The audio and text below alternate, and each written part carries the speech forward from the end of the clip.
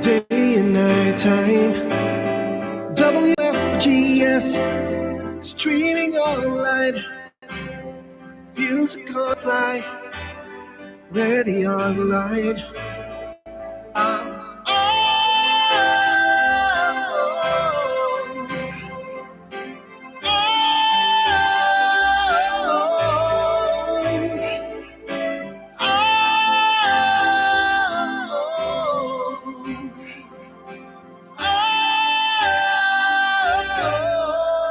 Listen to the top songs of great performance now streaming on W.FGS.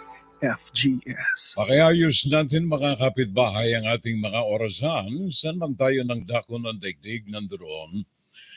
Ganap ng alas 2 ng hapon sa London, alas 5 ng hapon sa Kingdom of Saudi Arabia. Samantalang alas 11 ng gabi dyan sa Japan, sa Australia alas 12 ng hating gabi. Samantalang sa Pilipinas, ika-10 ng gabi. Alaska, alas 6 ng umaga. California, alas 7 ng umaga. Dito naman sa silangang bahagi ng Estados Unidos, New York, ganap ng ika-10 ng umaga. Fun eh! Saturday Live!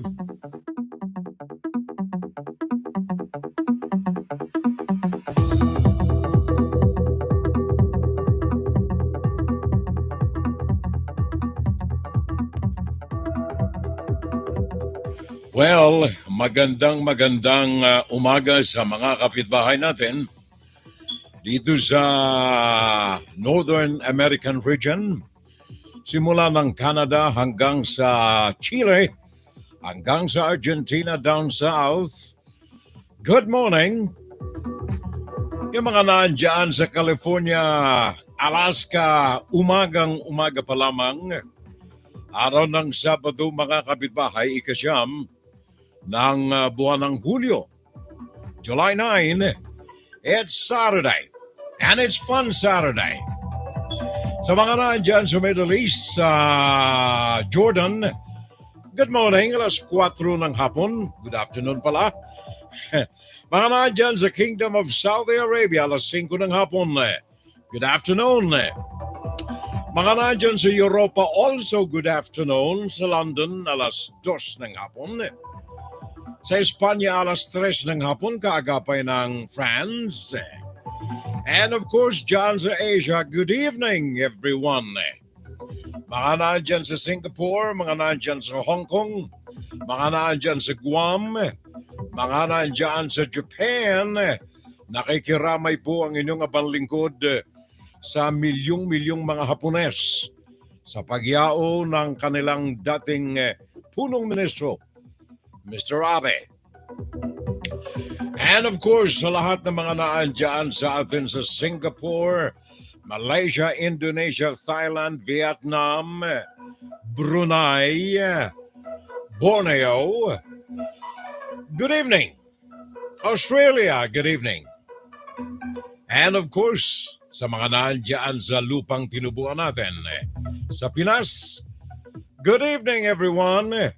Magandang gabi po sa kanilang lahat, mga kabitbahay. Ang inyong kabang lingkod, Furel Salvo po lamang. Happy birthday. Ano man ang ating mga pinagkakaabalahan, welcome sa ating palatuntunan featuring breaking news. Nandiyan ang ating insight sa ikalawang segment ng ating palatuntunan. Nandiyan din ang ating mga pagbati sa last segment ng ating Fun Saturday Live. 3-in-1. Nandiyan ang ating mga balita. Nandiyan ang ating mga hello sa ating mga kaibigan rito. Stanley Cabanatan, ang ating pioneering listeners sa ating palatuntunan. Thank you very much, Parico, Stanley. Saan man siya nandoon ngayon, good morning, good noon, good afternoon, and good evening. Kay Maria Dolores Santos. Hi Marie, thank you very much. Good afternoon. Gandang hapon sa kanila riyan ang aking pamangkin, Rosaline Ruero. Thank you, Rosaline. Kumusta tayo riyan sa Kipayo, Calabanga, Camarines Sur? Medel Fetal Corinne Fabro, ang ating kaibigan. Thank you very much, Medel. Ang model dito sa amin, sportswear ito eh. Medel Fetal Corinne Fabro. Good morning na lamang to you, Furel. Happy birthday po. Sabi ng aking mabait na pamangkin, ito ang aking paboritong pamangkin riyan eh. Pag kami umuwi ng Bicol, meron kaming motorcycle cup. Ang aking kaibigan, ang aking mahal na pamangkin, Roslyn Ruero. And regards na lamang to everybody sa Ruero family riyan. Maria Dolores Santos, magandang araw po, Furel. At maligayang kaarawan. Thank you very much. Arnel Mercado, happy birthday po. Thank you. Ang aking kapatid, si Ate Nens, ay nakikipagpuyatan ngayon sa ating mga kasama sa FSL. Thank you very much, Ate Nens. Regards sa buong pamilya riyan sa Legazpi City. Buong Mordeno Salvo Clan diyan sa Legazpi City. At saka mga clans ng kontakto sa panig ng aking nanay diyan sa Albay. And of course, si Corata Leonor. Nakikiramay kami, Maring Leonor, sa inyo lahat diyan, sa mga naandyan sa Japan, dahilan sa tarantadong mama riyan na bumaril at pumatay, assassinated, si Prime Minister Abe. Kurata Leonor, thank you. Judy Salerungan, Maricoy, thank you. At saka of course ang aking pare, ang aking kumparing Hilaw. Nag-aantay pa kaming may maaanak sa magkabilaang panig. Sa panig ng pare ko at sa aking panig ng ating Knights of Columbus, pare nating Sir Knight, Jundi T. Valencia. Happy birthday to you. Viva Jesus na lamang. Sabi ng ating kaibigan pare natin, si pareng Jundi T. Valencia. Pakinggan si Furel Salvo tuwing Sabado dito sa FGS Web Radio para sa mga Pilipino. Thank you, pare ko. Sabi ni Eleanor Curata. Sabi na good evening na lamang sa iyo, Furel. I'm watching here sa Shiba, Ken, Japan. There you are. Nandiyan ang ating kaibigan, ang kanyang pamilya, nandiyan. Regards na lamang sa iyong husband, Curata Leonor. Arregatu. May Mariko. Maria Dolores Santos, magkasunod po pala tayo ng kaarawan. July 11 po naman ako. Aba, happy birthday! Maria Dolores Santos, I think, nandirito ka sa listahan ko eh. Hindi ko lang makita pa, hindi ko lang siguro pa. But I think nandirito eh. July 11, araw ng ano yan. Ngayon ay 9, 10 bukas sa Monday. There you are. Happy birthday in advance, Marie. And si Judy Salerongan, good PM po na lamang, Furel. At sa lahat ng mga ka-FSL po natin, ay po sa inyo lahat riyan. As well as Junior Dal, pare ko, thank you. Okay naman kami rito, Tio Furel, sa Ruero families. There you are. Thank you. Magnanakaw si Marcos watching. Okay itong bagong kaibigan natin dito eh. Ang kanyang pangalan sa Facebook, magnanakaw si Marcos. I'm watching. Good morning, pare ko. Good morning. Benedict Brunio. Tama na. Huwag mong kilitiin, pare ko. Magnanakaw si Marcos. Benedict Bruniola Dumagtoy. Another brand new name sa ating palatuntunan ng ating kaibigan. Benedict Bruniola Dumagtoy. Maray na agatabi, Sir Furel. Aba, Bicolano palang kaibigan natin. Ano? Bicolano. Maray na agaman sa imo, Manoy. Benedict Bruniola Dumagtoy. Thank you very much. Ay na lamang Furel at Dan sharing na sa FB at sa messenger ko. Sabi ni Judy sa larongan. Thank you, Judy. I love you. Maraming salamat. Nakikita ko naman Thank you so much, Judy. Judy sa larongan. Thank you. Puso ko, sa bayan ko. Belated happy birthday to you, Furel, and may God bless you always. Sa kapatid si Ate Nens. Thank you, Ate. Maraming salamat. Romy Reyes is also with us today. Romy L. Reyes. Hindi tayo pinababayaan ni paring Romy. Thank you, sir. Maraming salamat. Thanks sa alalay. Juan, Saturday Live. And welcome sa ating FSL community, Mr. Rick Bacolong. Thank you very much for the company. Rick Bacolong. Thank you.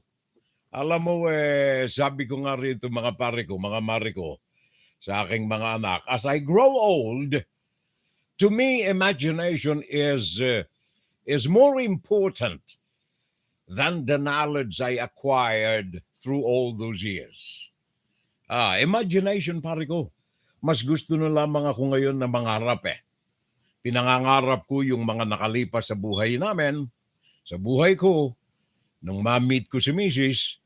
Alala ko pala itong noong sang Sabado, ganito yun ang suot ko nung Sabado sabi nga ni parin Junditi Valencia, pare ko sabi niya, walang kagusot-gusot Alam mo itong damit kong ito para disenyo nito is you will notice, nung Sabado ay kulay gray ang aking suot. The same ang design nito kulay gray nung Sabado.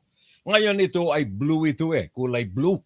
Kung ang mga cellphones ninyo ay very sensitive sa color, nung Sabado gray yun, ito ay kulay blue. Meron pa ako riyan na pula Ayoko lang isuot Baka magalit si parin Junditi Valencia at saka yung mga kaagapay natin kay FL Lenny. Kulay pula Alam mo itong aking, ano to? Ano ito? Ha? Sino to? Sino? Nung, saan na ba ako tuloy? Nawala na tuloy ako okay, ito pala. Ito ay kulay blue. Ngayon, ito kasing aking sister-in-law, si Ruth, diyan sa Maynila, pinadadalan ako lagi nitong mga ganitong damit Bilirian sa kultura. Sa kultura ng SM sa Makati. Paborito ko kasi yung pagkakadesenyo. This is parang silk screen painting. Iba-ibang kulay ito alam mo naman itong aking sister-in-law mahal na mahal ako nito papaano nung nililigawan ko pang, hindi pa nga pala Nung kami high school ng aking may bahay ngayon, magkakalase kami Nung kami nasa high school, gusto naming manood ng Hagyanan sa Kabituunan Yun yung version ng tawag ng tanghalan dyan sa Maynila. Itong aking sister-in-law na ito at the time, mga 7 years old hindi siya makapanood. Ang daming tao kailangan buhatin ko. Kailangan buhatin ko kung hindi uuwi nakasimangot na, gustong umuwi papaano yung date namin ni Mrs. Nanonood kami ng Hagyanan sa Kabituunan kung uuwi siya, di magkakahiwalay na kami.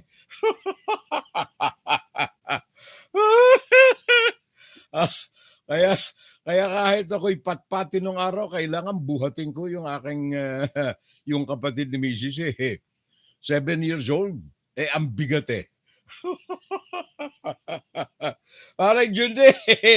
Parang Jundi, ganon ka rin ba? Ngayon pinadadala niya ako nitong mga iba't ibang kulay nitong disenyo na ito eh. Pakinggan si Firel Salvo tuwing Sabado dito sa FGS Web Radio para sa mga Pilipino. Thank you very much. Maraming salamat, Maricoy. Pare, Nantitudio, thank you very much for watching. Sabi niya sa akin, good morning na lamang, Fiorel, at happy birthday na lamang. And happy weekend to all. God bless us. Tayo lahat, sabi ni pare nating Nantitudio. And I am watching Joshua Hernandez. Another brand new name. Welcome sa ating palatuntunan, pare ko. Maraming salamat, Joshua Hernandez.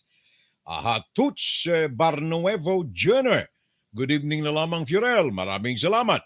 Maraming salamat. Pare ko, Roger Alama, ang ating partner dito sa New York. Kaagapay natin ngayon. Thank you very much, paring Roger. Sabi niya nga pala, happy birthday na lamang, Sir Fiorel. And may God bless you always today and all the days of your many more birthdays to come. Thank you. Beautifully written. Thank you, sir. Maraming salamat, Roger Alama. Thank you. At saka si Medel Fetalcorin,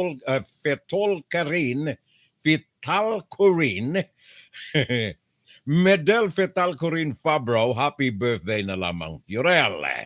Sabi niya, I'm back. I am back. Nandirito ako sa Imos, Cavite for good morning na lamang sa iyo. There you are.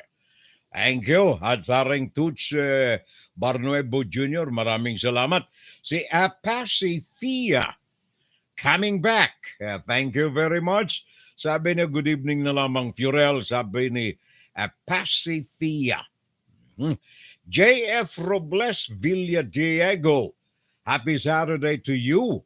From J.F. Robles Villadiego dito sa Texas.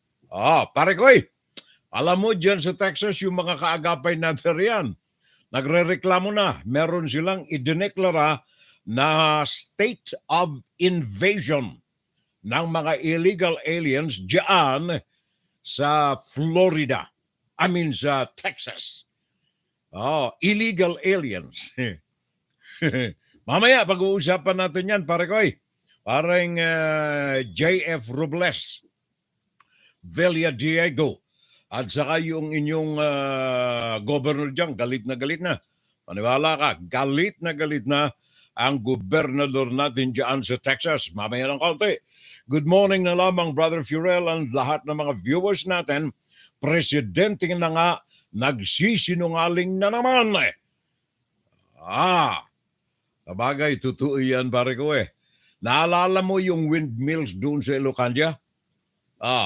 Sabi niya, siya raw ang may pagawa noon Sabi niya, siya may pagawa noon Nagkataon lang na siya ang gobernador ng naturang probinsya at that time na ang international merong organization that pertains to wind turbines, wind energy, ang inirekomenda na itayo ang kanilang mga libreng turbines diyan sa Ilocania. It is not the making of Bongbong Marcos Jr. Mga kapitbahay, nililiwanag lamang natin. Juan, Saturday Live. Edwin Lara Parecoy, thank you. Diyos mabalos, maray na bangge. Salamat sa pagdangog sa kuya. Salamat sa pakikisumaro sa sakuya ngunyan. Thank you, pare ko, Edwin Lara. Alam mo yung mga collections mo dyan, hanga ako riyan, pare ko. Hanga ako sa mga collections mo riyan. Ang aking kaibigang milyonaryong Bicolano, Edwin Lara, pare ko. Pag uwi ko riyan, kailangan pakapihin mo, Apasi Thea, I'm watching, Fiorel. Maray na banggi, Fiorel, sabi ni paring Edwin Lara. Rick Bacolong is also with us today. Thank you, Rick. Maraming salamat. And of course, ang ating ilang mga pangunang mga balita natin. Breaking news. Ito na.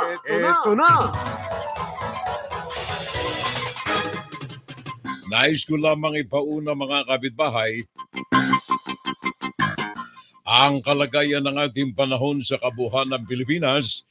Ito'y paabot sa atin dito ng pag-asa. Ayon sa kanila, Southwest Monsoon. Ang tawag natin dyan sa Pilipinas nito ay hanging habagat. Makakaapekto ito sa gawing kanlurang bahagi ng bansa.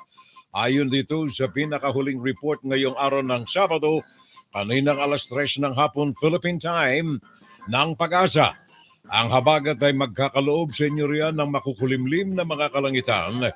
May mga manakanakang mga pagbagsak ng malalakas na ulan, mga pagkulog at mga pagkidlat sa Metro Manila, Central Luzon, Calabarzon, Cordillera Administrative Region, Mimaropa, Western Visayas, Zamboanga Peninsula, BARMM at Soxargen.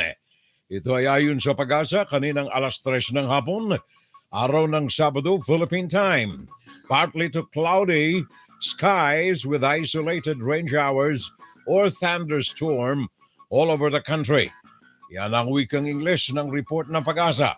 Also, binabantayan ng pag-asa ang isang low-pressure area na nasa layong 550 kilometro sa silangan ng Hinatuan, Surigao del Sur, kaninang alas 3 ng hapon lamang ito.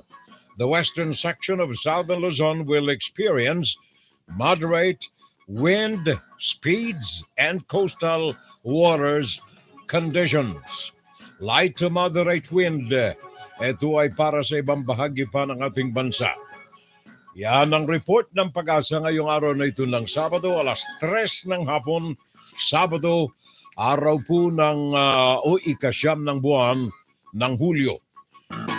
Kaakibat nito mga kapitbahay, kaakibat ng hanging habagat at kaakibat na rin ng nababanaagang sama ng panahon, low pressure area, ay grabe ang dinanas ng ating mga kababayan diyan sa ilang mga rehiyon south of the Philippines.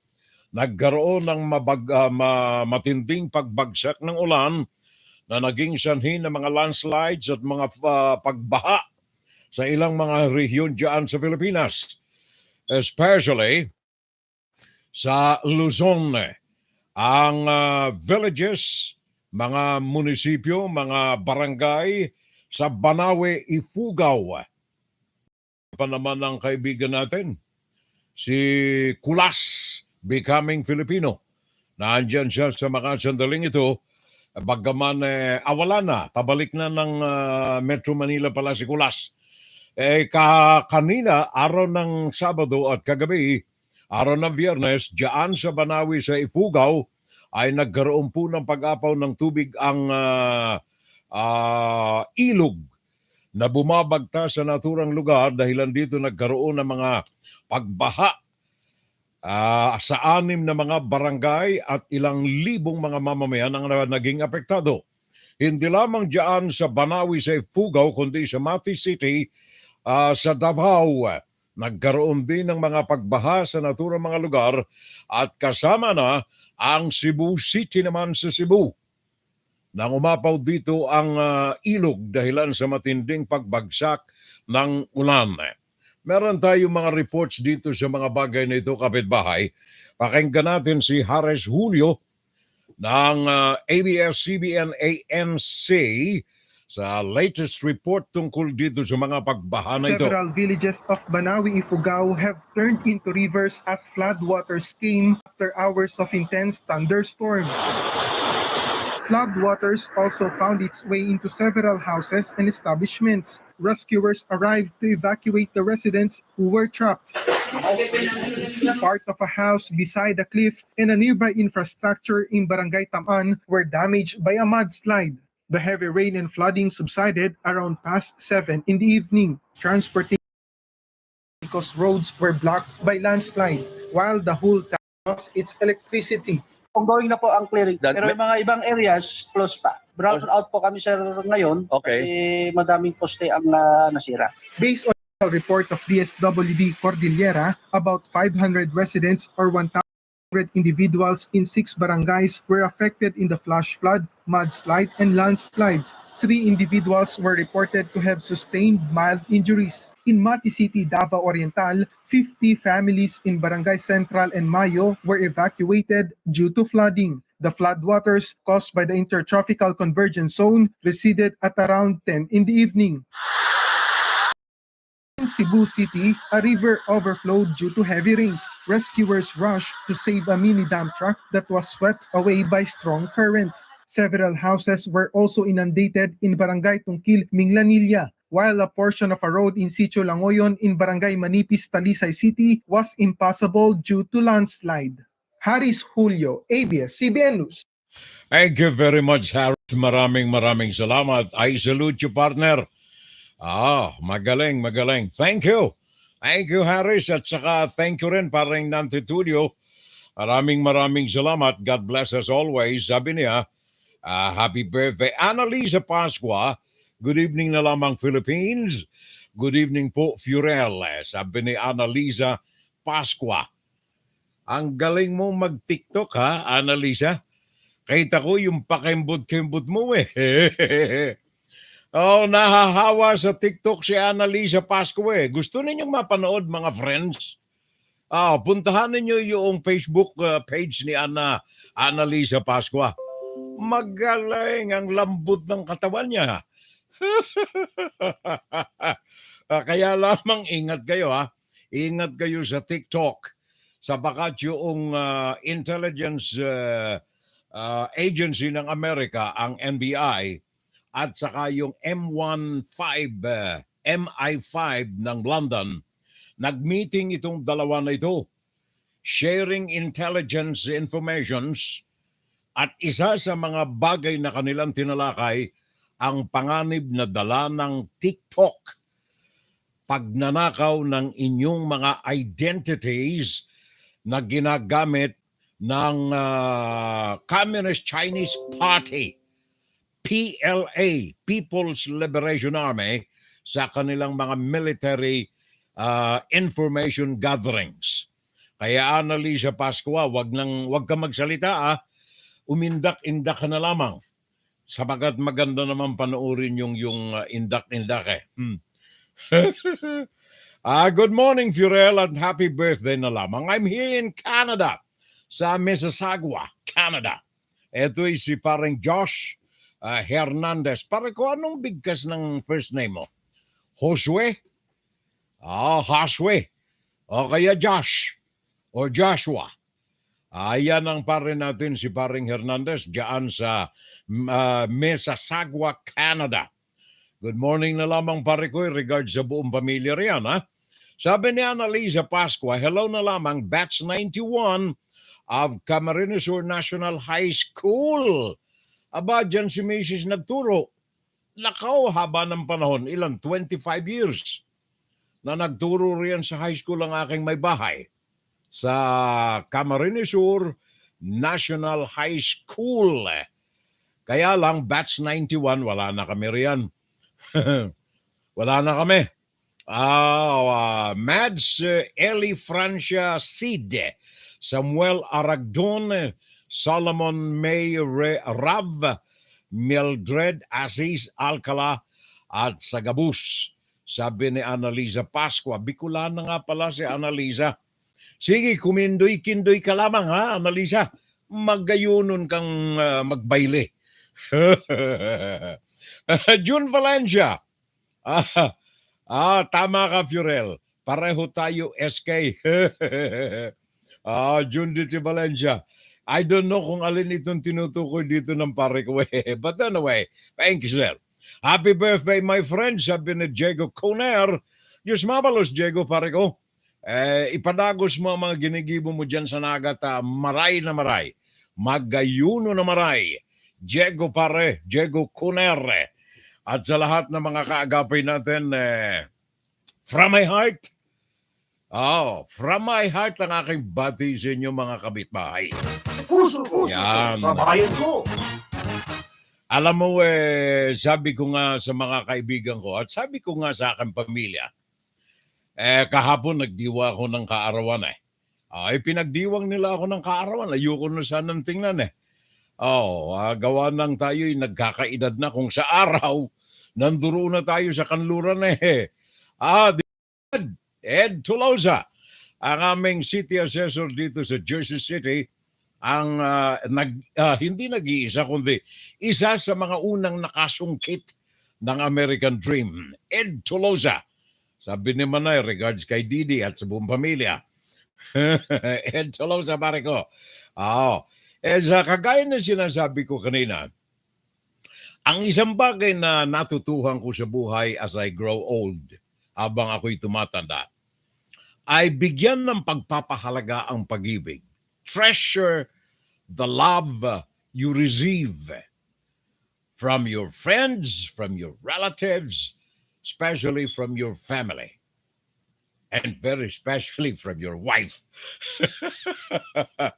Treasure the love that you receive.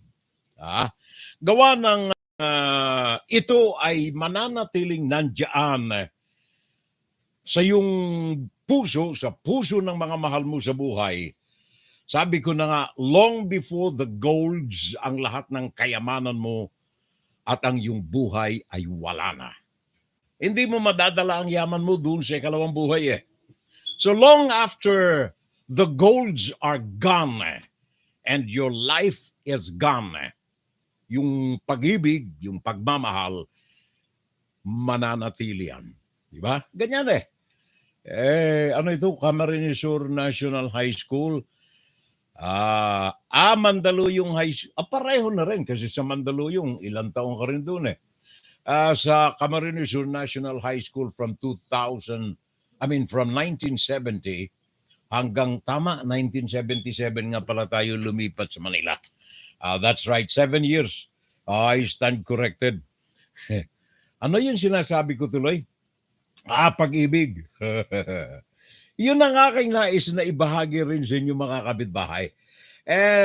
And as a proof, yung aking nanay, yung aking tatay, yung mga kapatid ko, matagal nang patay yung nanay ko, yung tatay ko nauna eh. Namatay ang tatay ko, 80 years old, 1976. 1976. Hanggang ngayon nasa puso ko pa rin siya. As well as my mother at lahat ng aking mga mahal sa buhay. So one thing that I learned in life is to treasure love. Yan ay pinamamahagi ko sa inyo mga kapitbahay para rin ikangay kaalaman. Sabi nga, food for the brain. Para kaalaman sa inyo rin mga kapitbahay, ang pag-ibig, ang pagmamahal is something, a treasure that will last forever. Long after the golds and your life is gone. Parang Peter Lee. Thank you very much. Welcome sa ating FSL. Bagong pangalan nito Peter Lee. Jimmy Alcano pare ko. Thank you. Thanks for the company. Sabi ni Annalisa Pasco, maray na banggi po. Ano ito? Hindi ko na maintindihan, Marikoy. Hindi ko na maintindihan. Jun Topacio Aureliosa, Kuya No, and Kuya hindi ko na maintindihan eh.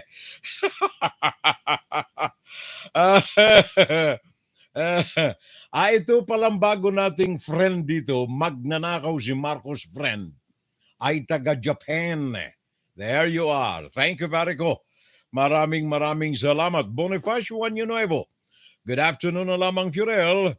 And I'm watching here for a moment, but please excuse me as I'm working today. Areglado, Marico. Don't worry. Maraming salamat. Ito naman programa natin, naandyan nakadikit naman ito sa Facebook o kaya sa YouTube. Na pwede ninyong balik-balikan as many as you want. Thank you, paring Bonifacio Año Nuevo, Darius Bueno Ocampo, also with us today. Darius Bueno Ocampo. By the way, dyan sa Bicol, naalala ko kasi, yung mga Ocampo, Bicolano rin ito.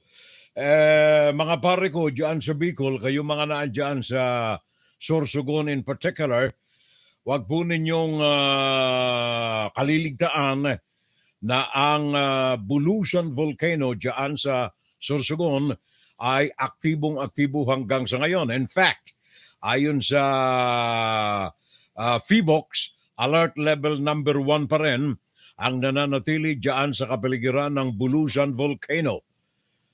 Ito'y dahilan sa iyong sulfuric dioxide, sulfur dioxide. Isa itong laso na ibinubuga ng Bulusan Volcano dyan sa Sorsogon ay patuloy na bumubulwak nitong nakalipas na 24 oras, almost double kung ikukumpara sa mga naunang mga pagbulwak nitong sulfur dioxide na ito. Kahapon na birthday ni Furel Salvo, itong PHIVOX natin ay nagpalabas ng babala laban sa sino man na nais lumapit dito sa Bulusan Volcano. As of July 6, ang sulfur dioxide ay naglabas ng 632 tonelada ng nakalalaso na ito na buga na galing dyan sa bunganga ng Bulusan Volcano. In fact, mga panig na itala ng PHIVOX, 5 ulit nitong araw na ito ng Sabado lamang. Ngayong araw na ito ng Sabado, 5 ulit na yumanig ang Bulusan Volcano sa patuloy na pagbuga nito ng sulfur at iba pang mga kemikal na galing sa loob ng bunganga ng naturang bulkan. Pakinggan si Furel Salvo tuwing Sabado dito sa FGS Web Radio para sa mga Pilipino. Huwag lamang kaligtaan din na liban din sa Bulusan, pag-ingatan po natin ang ating kapaligiran mga kababayan. Huwag nating aalisin ang maskara sa mukha natin, sa ilong at saka sa bibig.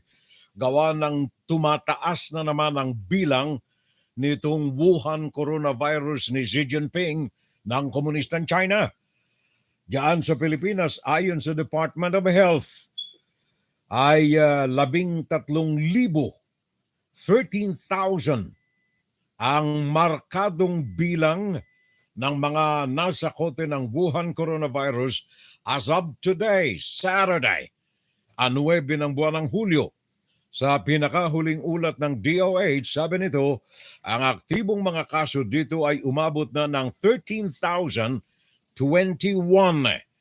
Samantalang 1,825 ang mga naitala na bagong infection, mga bagong nakapitan ng Wuhan coronavirus ni Xi Jinping ng Komunistang China. 1,825 just today, araw ng Sabado. Kaya ingat na lamang tayo mga kapitbahay.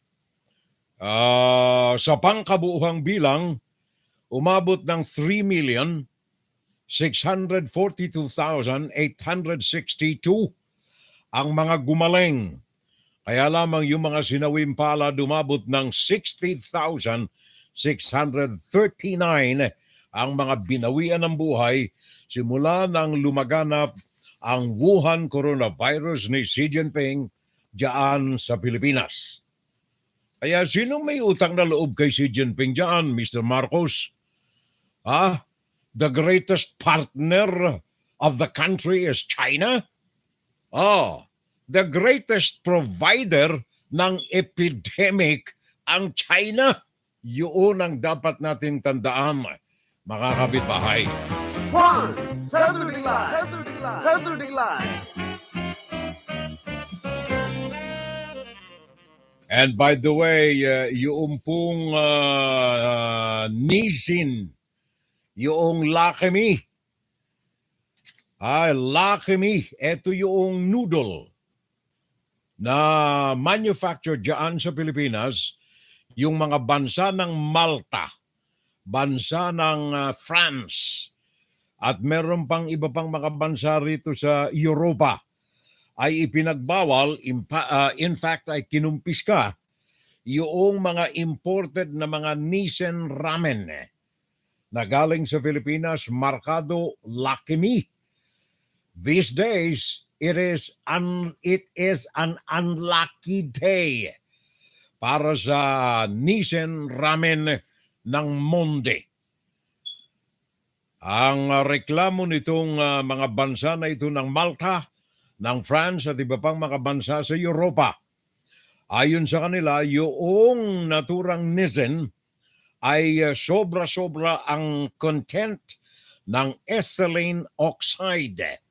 Ito ay nakapagdudulot ng kasamaan ng katawan ng tao hanggang sa magsuka ka o kaya mawalan ka ng malay, etc., etc., etc.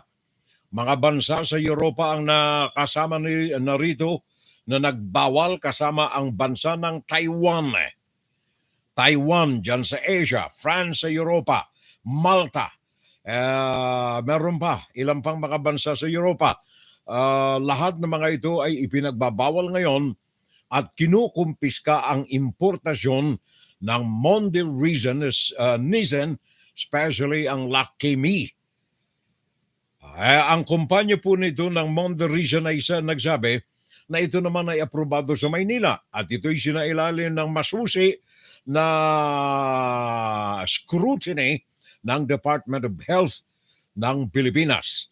Lucky Me, sabi sa kanila, sabi nitong Monde Nisen, Lucky Me complies with all the Philippine food safety standards, those set by the U.S. Food and Drug Administration for ethylene oxide. It doesn't add the chemical in its Lucky Me noodles, but seasonings and sauces may show traces of the commonly used treatment in spice and seeds.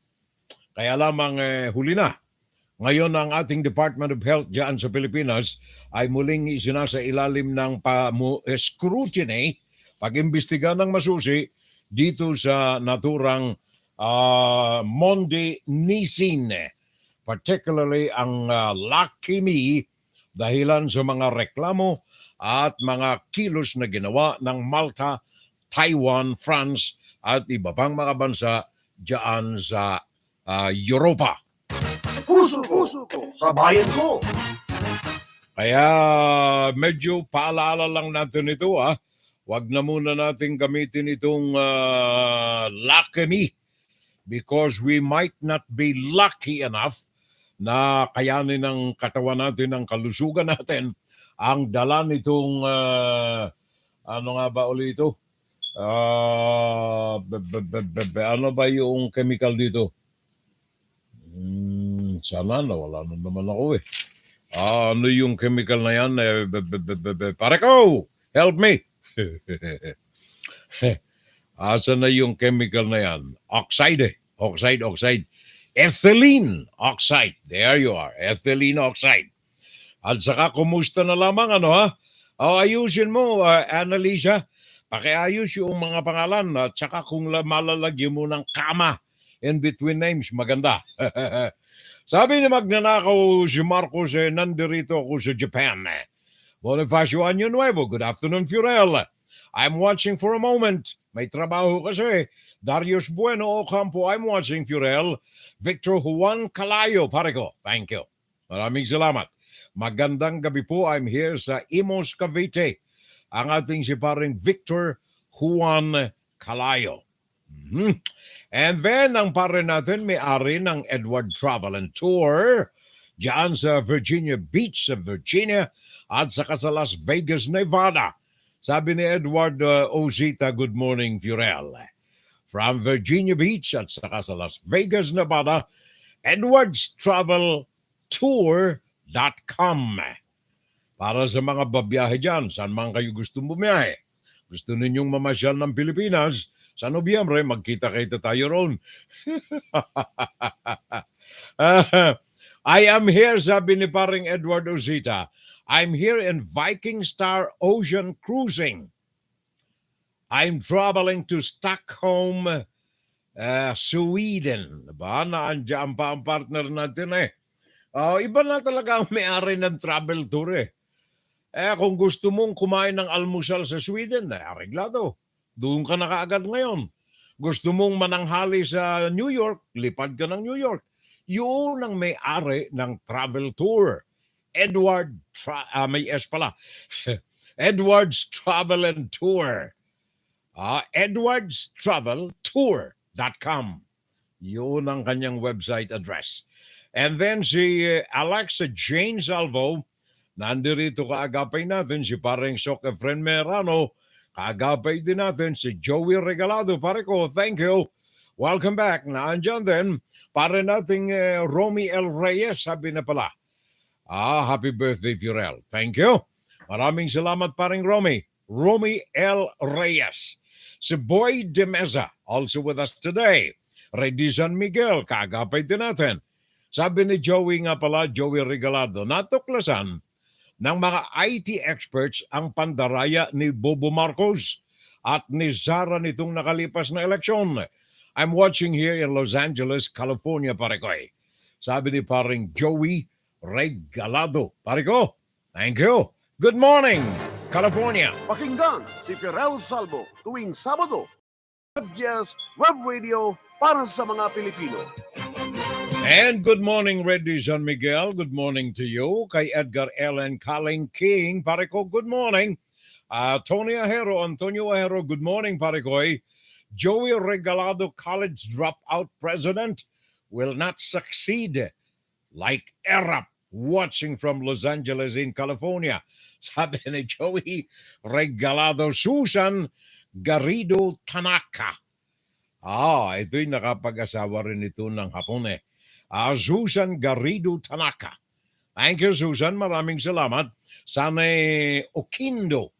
Maraming salamat rin. Sane Oquindo, thank you sa alalay. Maraming salamat na lamang sa lahat ng mga kababayan natin. Public Service. Ito nga pala ay paalala ko sa mga hindi pa nakatatanggap ng mga balikbayan boxes na galing sa Middle East, mga mariko. Mga pare ko, tinanggap natin ang balita na ito galing dito kay Rafi Tima ng GMA na libu-libong mga balikbayan boxes mula sa mga OFWs natin diyan sa United Arab Emirates ang ngayon ay nabubulok sa mga warehouses. Hindi matanggap ng mga pinadalhan sabagat yung kanilang, anong tawag niyan, courier, yung pinaglaga kanila ng kanilang mga bagahe, mga balikbayan boxes galing sa United Arab Emirates ay palsipikado. Sarado na yung tanggapan dyan sa Maynila at maging yung tanggapan doon sa United Arab Emirates, nowhere to be found.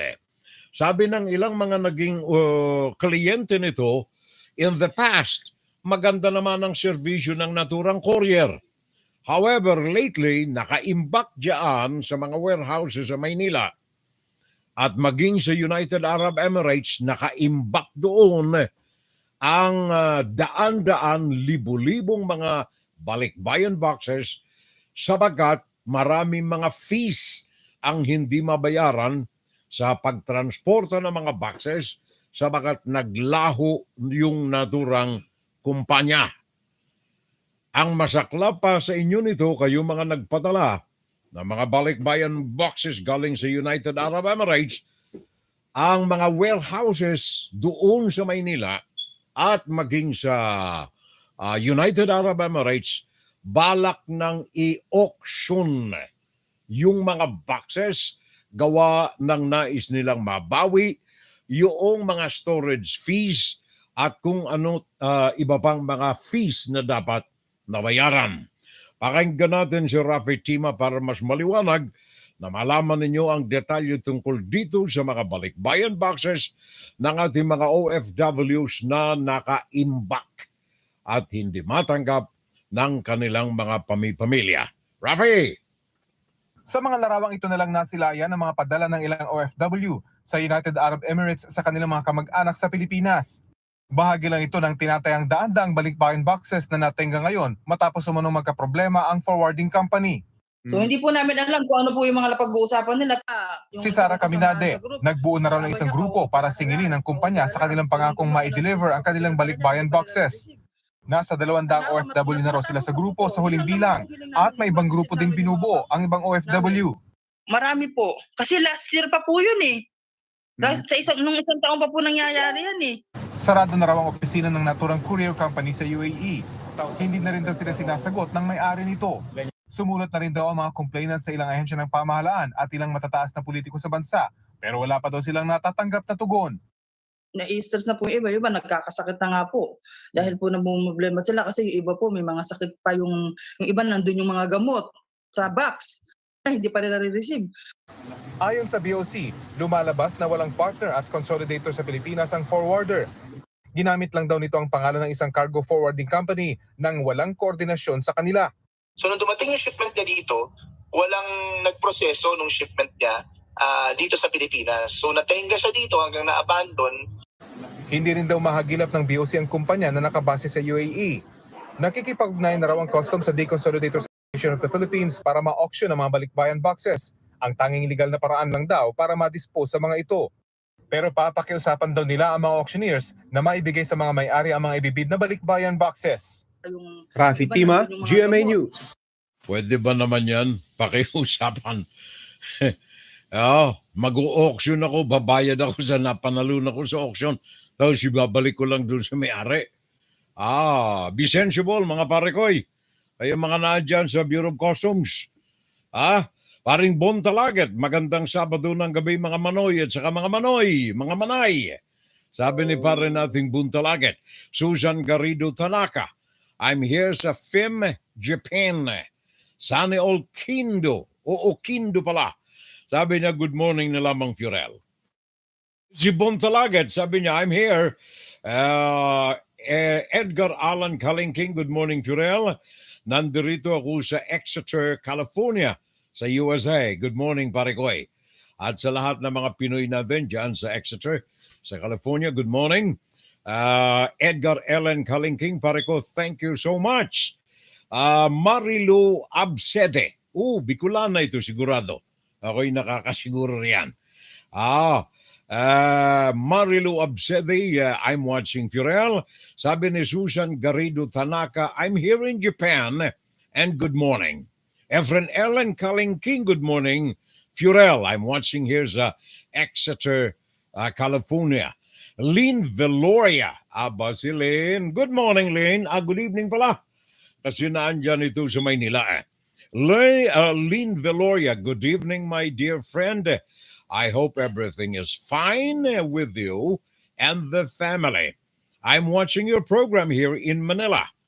And God bless and keep you always and safe and well. Sabi ni Maring Lynn Veloria. Itong kumari kong ito Mari ko ito Hindi ko pa nakikita. Ng personal.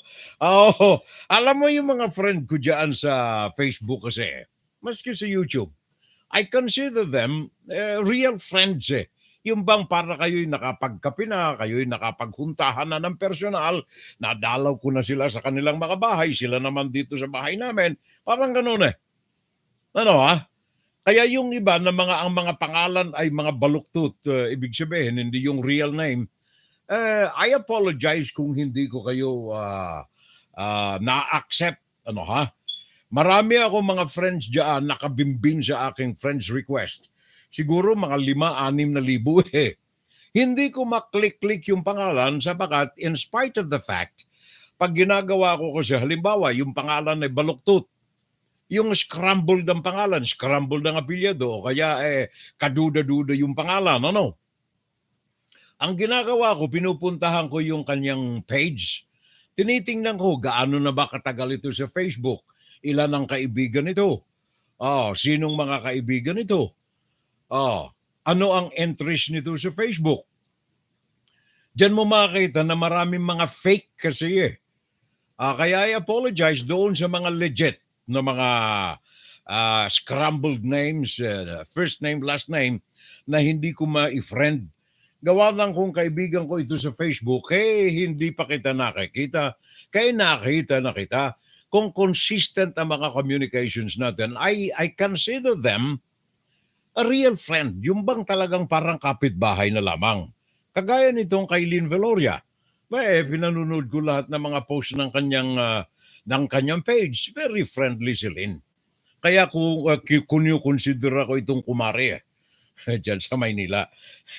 Kaya Lynn, pag kami umuwi riyan, maghanda ka ng kapeng barako. Gusto ko ng kape Lynn Veloria, good evening my dear friend Furel. And hope everything is fine with you and the family. I'm watching here in Manila. Jeffrey Espina Siao, pare ko'y. Etong si Jeff talagang hindi lang ito parang brother kundi parang kapatid na rin Kaya kayo mga naandyan sa Maynila pare ko, mga mare ko, Maring Lynn, konting paghihigpit ng sintro natin, gawa ng yung mga ekonomista riyan. I don't believe much sa mga press releases ng gobyerno. I apologize for that. Mas pinaniniwalaan ko yung mga pahayag ng mga henyo, mga may malawak na kaalaman sa isang subject o isang bagay na tinutunghayan ko. For example, ekonomiya ng bansa. Ayon dito sa ilang mga ekonomista natin, ang ilan dito mga kaibigan ko when I was still in Manila with DZXL, mga ekonomista na pinagpipitaganan ko talaga.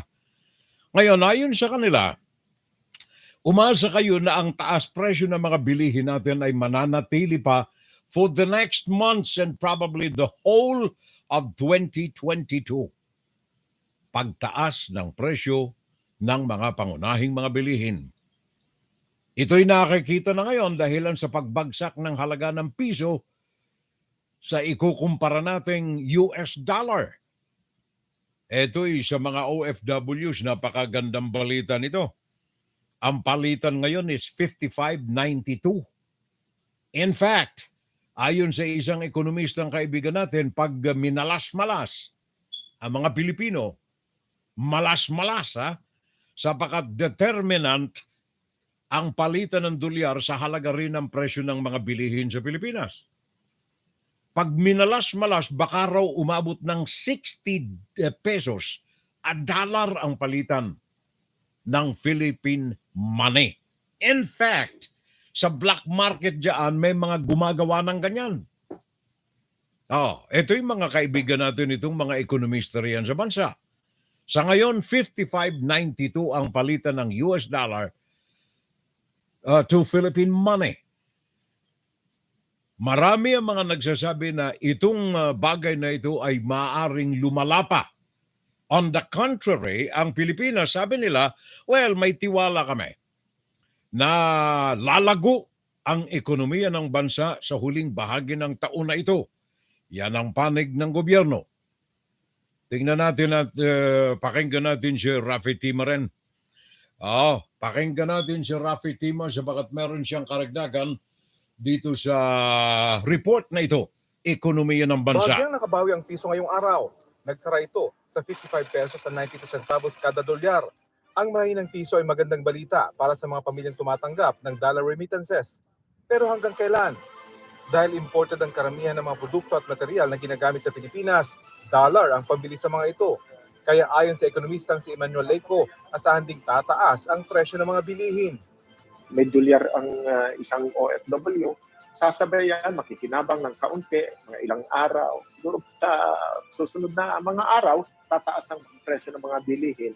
Kaya mawawash out din yung ganansya ng ating OFW remittances.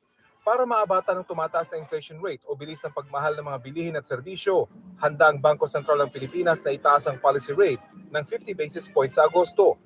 Ayon sa primer ng BSP, kabilang sa mga epekto nito ay mababawasan ang pag-utang. Sa halip ay mahihikayat ang mga tao na mag-impok. Mababawasan ang kanilang cash on hand at umiikot sa ekonomiya. At kapag nangyari ito, bababa ang demand at ang pressure na nagpapataas sa presyo ng mga bilihin. Bukod sa hamon sa dolyar, posible pa rin daw umabot ng $110 ang kada bariles ng Dubai crude. Pero kumpiyansa ang Development and Budget Coordination Committee, nalalago pa rin ang ekonomiya sa huling bahagi ng taon. This momentum is expected to continue for the rest of the year. Ako si Rafi Tima ang inyong saksi. So yung gobyerno natin, lalago ang ekonomiya natin, ha?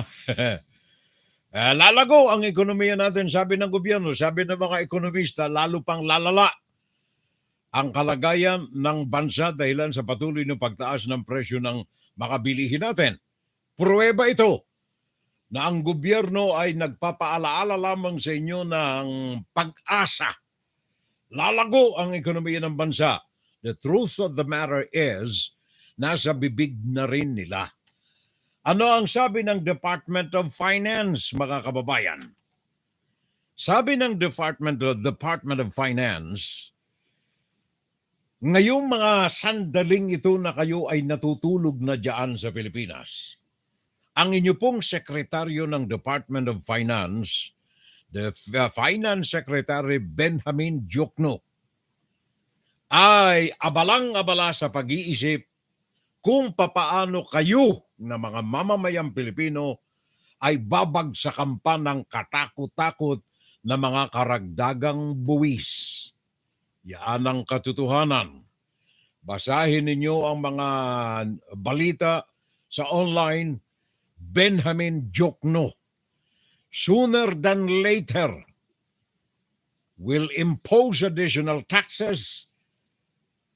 Mismong ang supot, mismong ang plastic bag na ginagamit ninyo sa pamamalengke, plastic bag na nilalagyan ninyo ng soup drink. Di ba? Pabili nga po ng isang botelya ng soup drink. Bubuksan na yung soup drink. O kaya tubig na yelado. Ilalagay doon sa plastic. Di ba yung plastic na ganyan kahaba? Isasalin doon yung tubig. Pabili nga po ng tubig. Ito. Yellow na ito. Hindi na tutubig. Nakasilid sa plastic. Magkano po?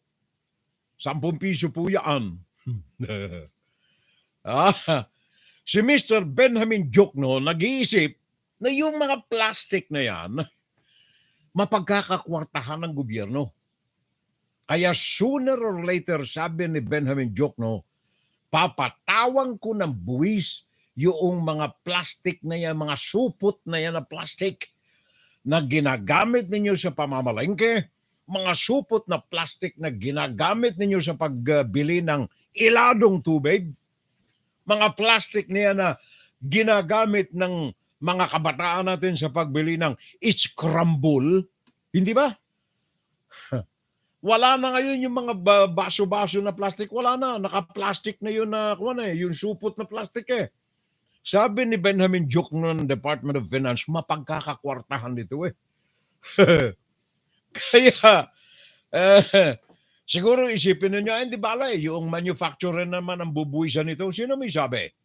Lahat ng mga negosyanteng yan pinapasa sa inyo, sa consumers, ang mga ginagastos nila sa kanilang mga pag-manufacture ng anumang produkto.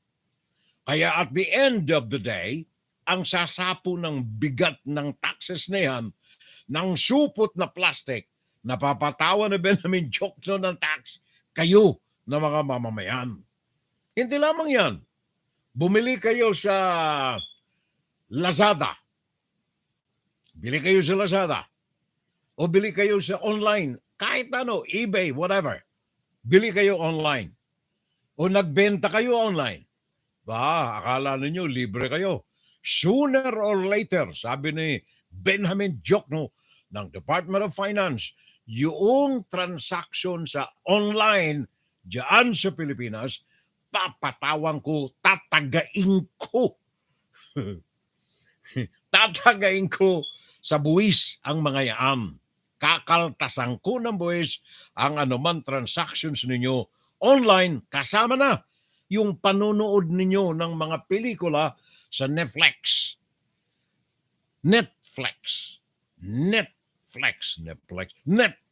There you are. Kaya, kayong mga may mga negosyo riyan, sa online, mag-abang-abang na kayo. Hindi lamang kayo mga negosyante, kayo mga bumibili online, nanonood online, may transaction online, sooner than later. Sabi ni Benjamin Jokno, makaasa kayo na may mga buwis na ang mga ito. In addition, sabi niya pa, very proud pa siya kasi bagong hirang ito Bagong hirang ito, Secretary ng Department of Finance sabi niya, in addition, we're also thinking of some possible taxes on other things other than the single-use plastic or online transactions. More than that, we will also impose taxes. Kaya kayo, ingat na lamang kayo riyan. Hindi lamang yan. Sabi pa nga pala ni Benjamin Jokno, yung nabinbin, already approved by Rodrigo Duterte sa kanyang administrasyon. Etong nakalipas na presidente niyo riyan wala itong pagmamahal sa inyo Wala. Mahirap kayo. Sige. Magtiis kayo sa hirap at gutom. Wala akong pakialam. Nakita na ninyo? Yun ang nakalipas ninyong presidente riyan. Maghirap kayo. Ano nga yan? Ulitin mo nga, Rod. Sige. Magtiis kayo sa hirap. Magtiis kayo sa hirap. Wala akong pakialam. Yun ang presidente ninyong dati. Yun ang presidente ninyong dati na nagnanasa pa na manatili sa pwesto upang manatili siya hanggang siya'y buhay sa magitan ng federalismo na siyang gusto rin ni Ferdinand Marcos Jr. Kaya nga ba't nandyan si Padilla upang isulong na ng husto ang federal system of government? Bakit? Sabagat si Jokno ay may mga pangarapin sa buhay. Nagpapakitang gila siya kaya lahat ng pwedeng mapagbuwisan, bubuwisan kayo, mga kapitbahay. Huwag kayong mag-alala sabagat it will be sooner than later. Kaya matuwa kayo. Paring Armando Ganaban. Thank you, sir. Armando Ganaban. Sabi niya, I'm watching Furel. Susan Garrido Tanaka. Malungkot ang buong Japan ngayon sa biglang pagkamatay ng dating Prime Minister Shintaro Abe. May balita tayo dyan tungkol sa bagay na yan maya. Maring Rose Veliano, thank you very much, Rose. Thanks for the company. Nagdadalan hali digdi sa Binanwaanan, Camarines Sur sa Pili. Salamat po, Kuya Furel. Thank you very much also, Rose Veliano. Diyos mabalos, maray na banggi. And then si Sristi Bat. Okay ang pangalan niya, Ano ito? Anong i-order ko sa iyo? Free? Sristi Bat. Ano ba itong order? Nako, mahaba. Nag-commercial na. Sa India pa. Okay. Edgar Allan Kalingking, BBM, worse and bad appointment, COA Chairman Kalida. Ano ito? Kulida ba? I-counter ko ito kung tama. Sabi ni Bentalagit naman, pakiwari ko, dapat tayo na mag-produce ng sarili nating ginagamit na mga binibili sa ibang bansa para din tayong umaangkat ng produkto na galing sa ibang bansa, mayaman tayo sa mga sari-saring mga mineral, pagyamanin nila lamang natin ito. Palagay ko, makababawi tayo pa unti-unti, wag lang na nakawin ng mga korap sa gobyerno. Tataas din ang halaga ng piso laban sa dolyar. Maging positibo lamang tayong muli ngayon. Sama-sama tayo na henerasyon, na mga susunod na henerasyon, manalangin tayo sa manalangin. Manalangin din tayo sa may kapal, makababawi rin tayo at makababangon, sabi ni pareng Bon Talagit. Correct, Parigo. Pag-uusapan natin yan mamaya. Pag-uusapan natin dito sa ikalawang segment ng ating Fun Saturday Live. WFGS Broadcasting worldwide, day and night time. WFGS streaming online, music on the fly, ready on the line.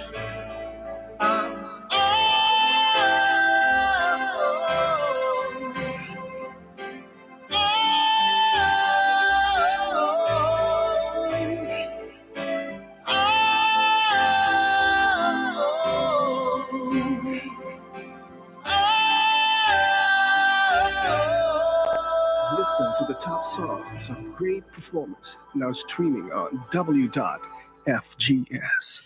Pakayayos natin ang ating mga orasan, mga kapitbahay. 10 minutes makalipas ang ika-11 ng gabi, Philippine Standard Time.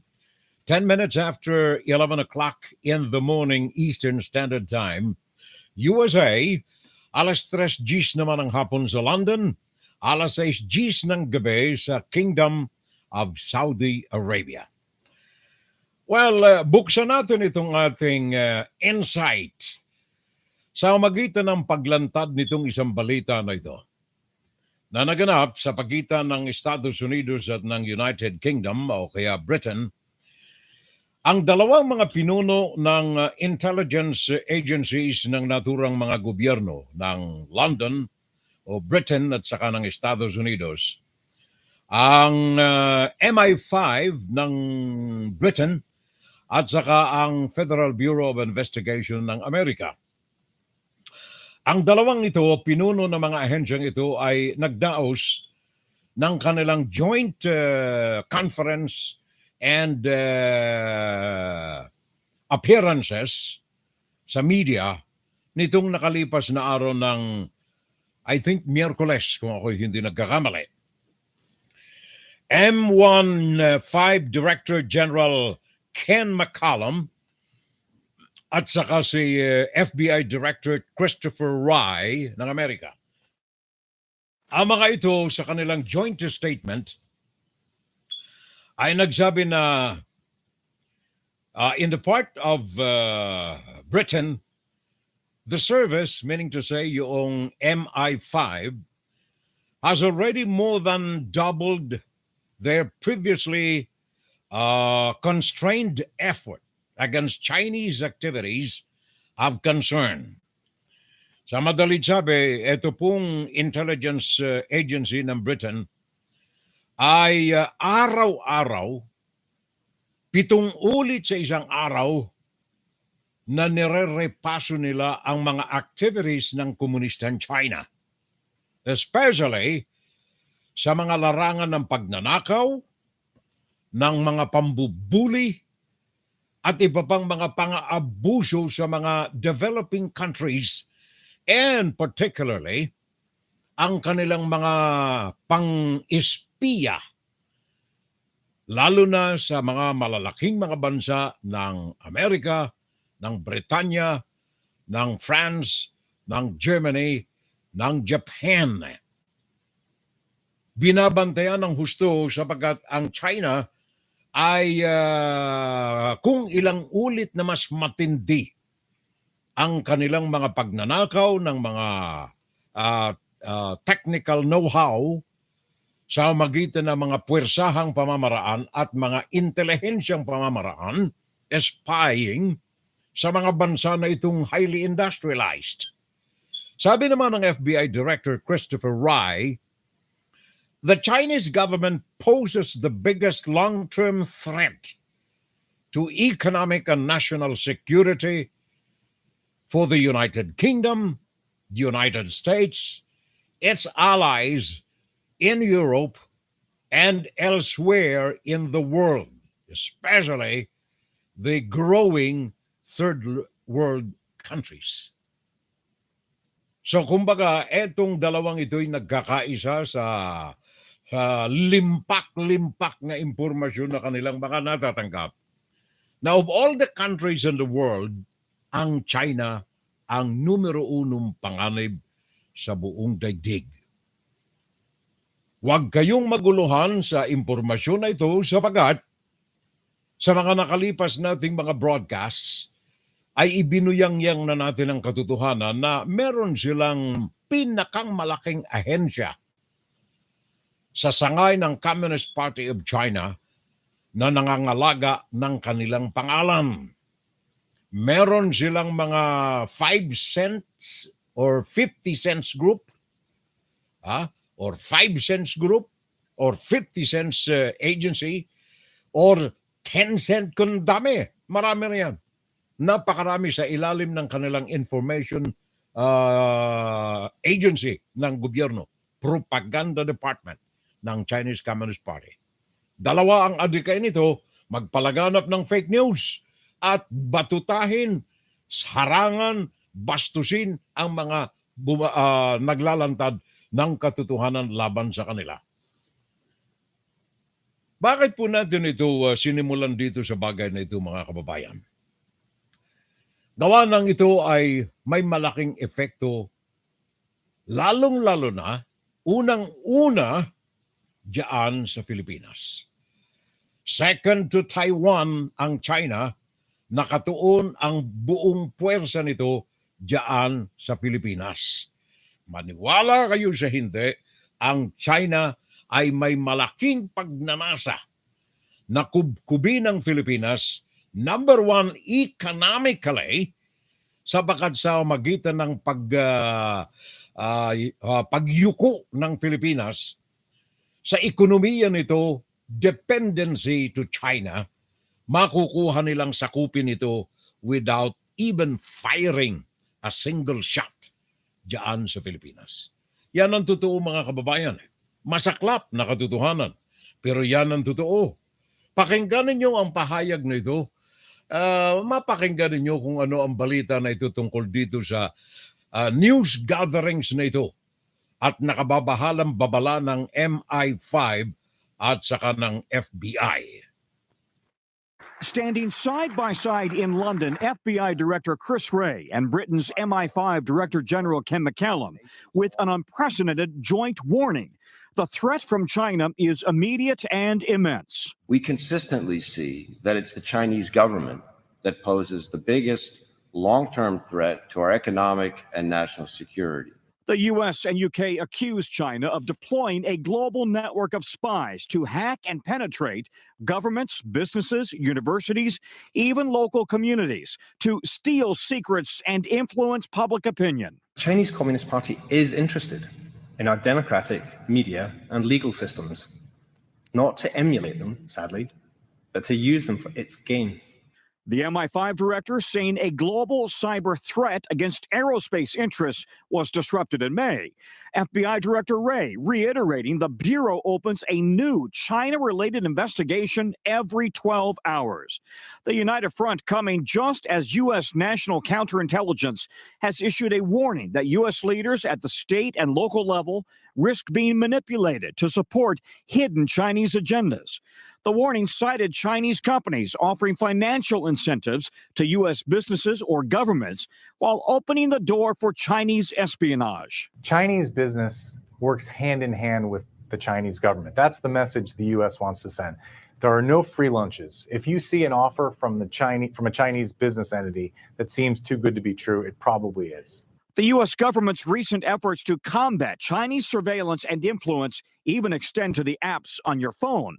Last month, the FCC commissioner urged Apple and Google to take down TikTok because of reports that sensitive user data was being accessed by Beijing. The Chinese government is set on stealing your technology, whatever it is that makes your industry tick, and using it to undercut your business and dominate your market.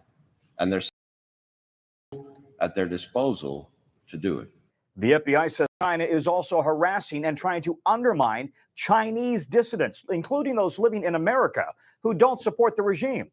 In March, the FBI says it learned that Chinese agents were working against a Chinese American running for Congress because During the Tiananmen Square massacre in 1989, the Chinese agents were even authorized to use violence against him. Napakinggan ninyo mga kababayan, ang ating issue ngayon sa ating insights. Bongbong Marcos, China Communist Chinese Party at ang mga cronies at mga oligarchs na ngayon ay parang mga linta na unti-unting kumakapit sa laylayan ng Malacanang. Sa Pilipinas, sabi ko nga kanina mga kababayan, number one threat diyan sa Pilipinas, not only to the United States of Britain, but more so diyan sa Pilipinas ay ang China. Tama yung sabi kanina ni paring Buntalagit, kailangan magtanim tayo riyan, maging self-sufficient. Sabagat sa ngayon, ang China ay nagtatampisaw sa tuwa gawa ng panalo ni Marcos at sa kanilang panig ang China nanduroon na ang kaliwang paa sa loob ng bansang Pilipinas, ang kanang paa hanggang tuhod na ang nakapasok. Katawan na lamang ang ipapasok nito diyan sa Pilipinas. And China is the number one threat sa democracy, kalayaan ng mga Pilipino. Tingnan ninyo ang mga nangyayari riyan sa West Philippine Sea, for example. Natandaan ninyo nito lamang nakalipas na June 21. Naghatid ng mga pagkain, naghatid ng mga bagay na pangangailangan doon sa Ayungin Shoal. Nandoon ang ating barko na sinadyang isadsad ng militar ng Pilipinas doon. Mauna lamang ito sa pangangamkam ng China diyan sa Ayungan. Anong ginawa? Hunyo 21, kasama ang ilang mga media, kasama roon ang media ng The Inquirer, anong ginawa ng dalawang barko, mismong Coast Guard ng komunistang China. Hindi na ito yung mga di umano'y mga fishing boats. Dalawang Coast Guards ng komunistang China humarang dito sa delivery ship. Hindi nga barko na ng Philippine Navy. Bangka na lamang itong mga oversized na pag-aari ng mga mangingisdang Pilipino na naghahatid ng mga pagkain, supply ng mga sundalong nandoon sa Ayungin Shoal. Anong ginawa ng komunistang China? Iniskortan, pagkatapos pinagsabihan ng maanghang na mga salita, hindi lamang maanghang, kundi tinakot pa. Ano ang sabi ng komunistang China? Ito ay Coast Guard ng China. Sabi niya to Warship number 57. Ito yung Ayungin boat o barko ng Philippine Navy roon. We hope that you should seriously consider the solemn stand of the Chinese government. If you insist on making trouble your own way, you will take responsibility for all the consequences arising therefore. Nanakot. Sabi niya, gagawa kami ng hindi ninyo magugustuhan na gawin. Tinakot yung dalawang bangkang naghatid ng supply sa Ayungin Shoal. Ito lamang yan mga kababayan. Noong yan ay June 21. And then nauna pa rito November 16, 2021. Naalaala ninyo yung mga supply na hindi nakarating doon sapagkat umalis uli yung mga bangkang maghahatid ng supply sa mga sundalo natin doon noong November 16. Binumba ng tubig ng mga barkong pandigma na ito ng China. Kaya para maiwasan ang gulo, yung dalawang bangka na may dalang supply ng mga sundalo natin sa Ayungin Shoal, tumalikod na lamang umalis. Iniskortan pa ng Chinese Communist Party Coast Guard hanggang sa ito ay makarating doon sa Palawan. November 16. Noong Abril, the same. Daan-daang mga barkong pangisda ng China kasama na ang Chinese Coast Guard naglatag na mga fishing net sa palibot nitong barko na nakasadsad ng Pinas doon sa Ayungin Shoal. Walang naihatid na pagkain. So baka tatamaan ninyo yung fishing net ng inyong mga motor. Hindi lamang yan, binantayan pa sila na hindi makapasok ng mga mangingisda na ito. Nakakordon sa palibot nitong Ayungin Shoal. Yan ay Abril ngayong taon na ito, 2022. Sumunod na buwan, buwan ng Mayo, the same. Dalawang mga rubber boats ng mga Pilipino na sana ay magkakaloob ng supply uli sa mga sundalo natin sa Ayungin Shoal, hinarangang muli ng mga mangingisda at ganun din ng mga Coast Guard ng Chinese doon. Ang nakalusot lamang itong nakalipas na itong buwan ng June. Nakalusot. Pero binigyan pa ng babala ng Chinese Coast Guard. Sabi ng Chinese Coast Guard, we are allowing you to proceed to your mission to bring food supply on the condition that there are no construction materials there. Mataka mo yan, nagbabala pa. Ganyan manakot mga kababayan, sandamakmak pa, napakarami pa na mga instances na pambubuli, pananakot ng China sa ating mga mangingisda, maging sa mga sundalo natin doon sa Ayungin Shoal.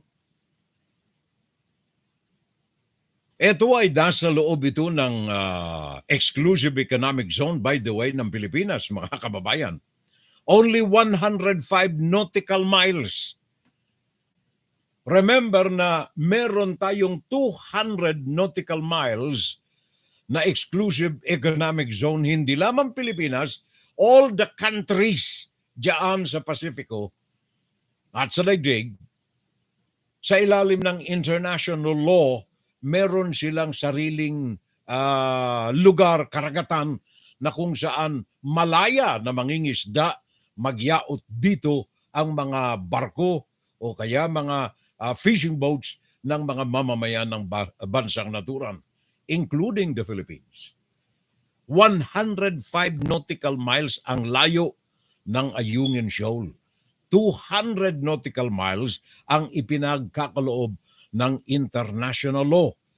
1982 United Nations Convention of the Law of the Sea or UNCLOS. So yun ay batas na hindi binibigyan ng kahalagahan ng komunistang China. Nagagawa ba ito ng China sa Malaysia? Sa Vietnam? Hindi eh. Bakit? Lumalaban itong mga bansa na ito. Malaysia, Indonesia, Vietnam, lumalaban. Pag nakikita nilang may mga barko sa kanilang EEZ, sinusunog. Kaya lamang si Rodrigo Duterte, ang inyong butihing presidente, ay masyadong friendly sa komunistang China. Ilang ulit pabalik-balik, 5 ulit siyang nakipagkamay ng personal kay Xi Jinping. Alam niyo ang China, ang psikolohiya ng China, pag nakikita nilang pipitsugin ka, ay titirising ka hanggang sa ikaw ay lumuhod. Yun ang ginagawa ng China sa Pilipinas sapagkat sa kabila ng 300 mahigit na diplomatic protest ng Pilipinas, sabi ni Xi Jinping, maniwala kayo, Rian. Puta rito si Rodrigo, eh. Kamay-kamay pa siya sa akin, puta siya rito, eh. Wala siya laban na akin, eh. Kaya wag kayo maniwala, putesta na yan, ay diplomatic po. Hindi po yan sa akin, eh. Hindi ba nakakita ninyo sa mga caricature dyan? May tali sa leeg si Rodrigo Duterte, hawak-hawak ni Xi Jinping yung tali sa leeg ni Rodrigo Duterte. Yun ang pananaw ng China sa Pilipinas. Bakit? Pinayagan natin. At bakit? Nakasandalang Pilipinas economically sa China. Kagagawan ito simula ni Gloria Macapagal Arroyo. Kaya tama yung sabi ni Bontalagit, eh. Self-sufficiency, yun ang paraan lamang upang ang Pilipinas makalaya sa pagkakatali sa leeg na tangan-tangan ni Xi Jinping ng komunistang China. Bakit nga naman? Tingnan ninyo ang record ng import-export ng Pilipinas sa China. Halos karamihan, halos mayoriya, the great majority, mahigit sa 50% ng imports ng Pilipinas sa basic commodities nito galing sa China. The remaining half, pinaghahati-hati ng mga bansa ng Japan, ng Taiwan, ng Amerika, ng Europa. Kaya kapag kumalas ang China o kaya ay sinakal ng China ang Pilipinas, talagang maninikluhod ang Pilipinas. More so sa ginawa ni Rodrigo Duterte, napayagan ng komunistang China na mag-control ng mga major industries ng bansa. Naalala ninyo si Dennis Uy?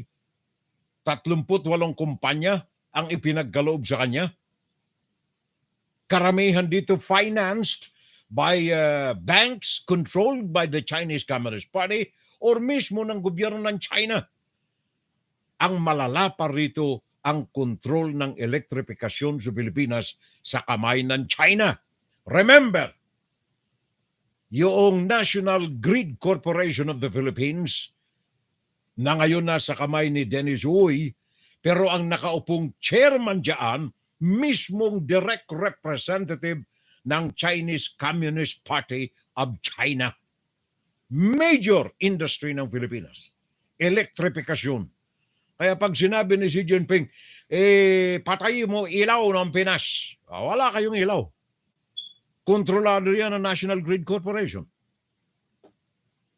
Pagkain.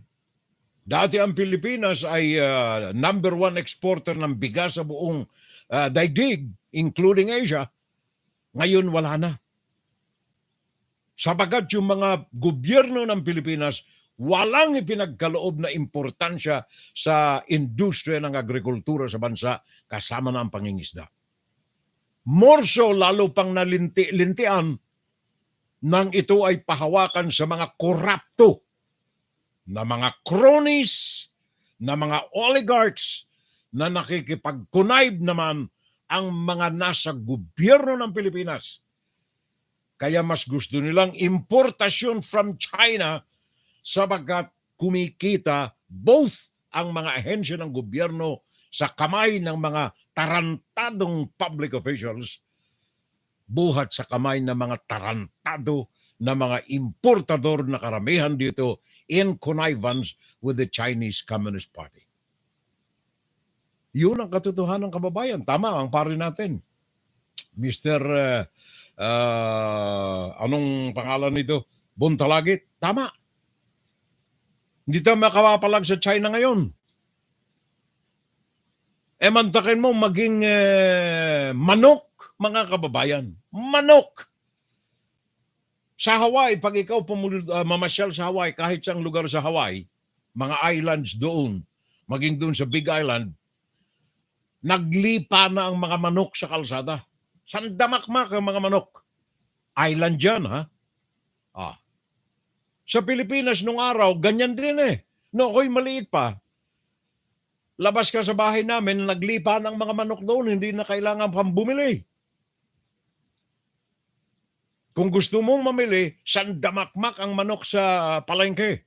Bakit? Marami ang mga nag-aalaga ng manok. Ngayon wala na. Bakit? Ayaw nang mag-alaga ng manok. Gawa ng kung ikaw may poultry, bumili ka ng abono para sa manok, mga pampataba sa manok, pampalaki sa manok, panligtas sa mga sakit ng manok. Bumili ka ng lahat ng ito, sandamakmak ang gastos mong babayaran. Sasabihin ng negosyanteng Chinese, may kunayban sa mga smuggler sa China. Wag na kayo, biri, lokal. Mahal yan eh. Ito, mura ito. Galing pa ito ng China. Ito mura na. Masyado madami pa na ito sa palengke kapag baha-baha ng manok sa palengke. Bakit?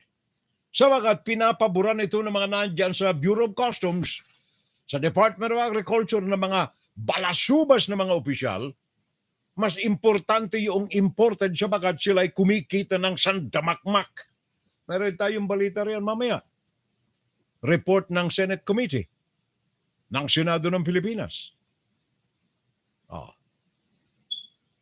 Itong mga bagay na ito, mga kababayan, masaklap eh.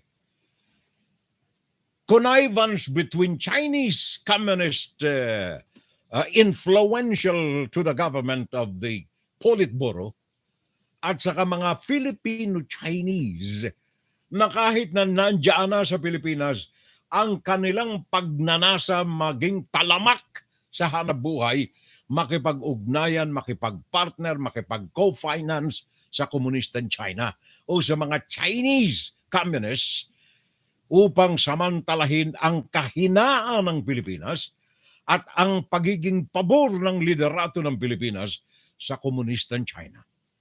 Kaya yung pang-aabuso dyan sa West Philippine Sea, baliwala yan eh. Hindi yan nare-respeto ni Xi Jinping. Kaya tama yung MI5 ng London at saka ng FBI ng Pilipinas, ng Amerika, na ang China ang numero 1 panganib sa daigdig. More so dyan sa Pilipinas, kababayan, I am emphasizing this, gawa ng second to Taiwan, ang Pilipinas ang target ng China. Di lamang sa larangan ng ekonomiya, remember, sinabi ko ito nung nakalipas na broadcast natin, ang edukasyon dyan sa Pilipinas, unti-unti isinasa ilalim, kinukubkub ng influensya ng China.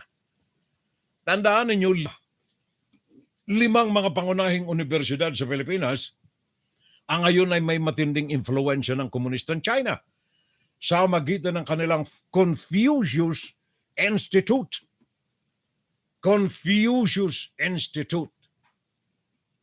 Diyan sa Pampanga, diyan sa Bulacan, diyan sa Metro Manila, naandyan ang mga sangay nito sa mismong loob ng mga paaralan ng mga universidad. Diyan sa Maynila, sa Bulacan, sa Pampanga. Hindi lamang yan, mga kababayan. Yan ay lumalaganap dahilan na rin sa mga koraptong namamahala sa gobyerno ng Pilipinas.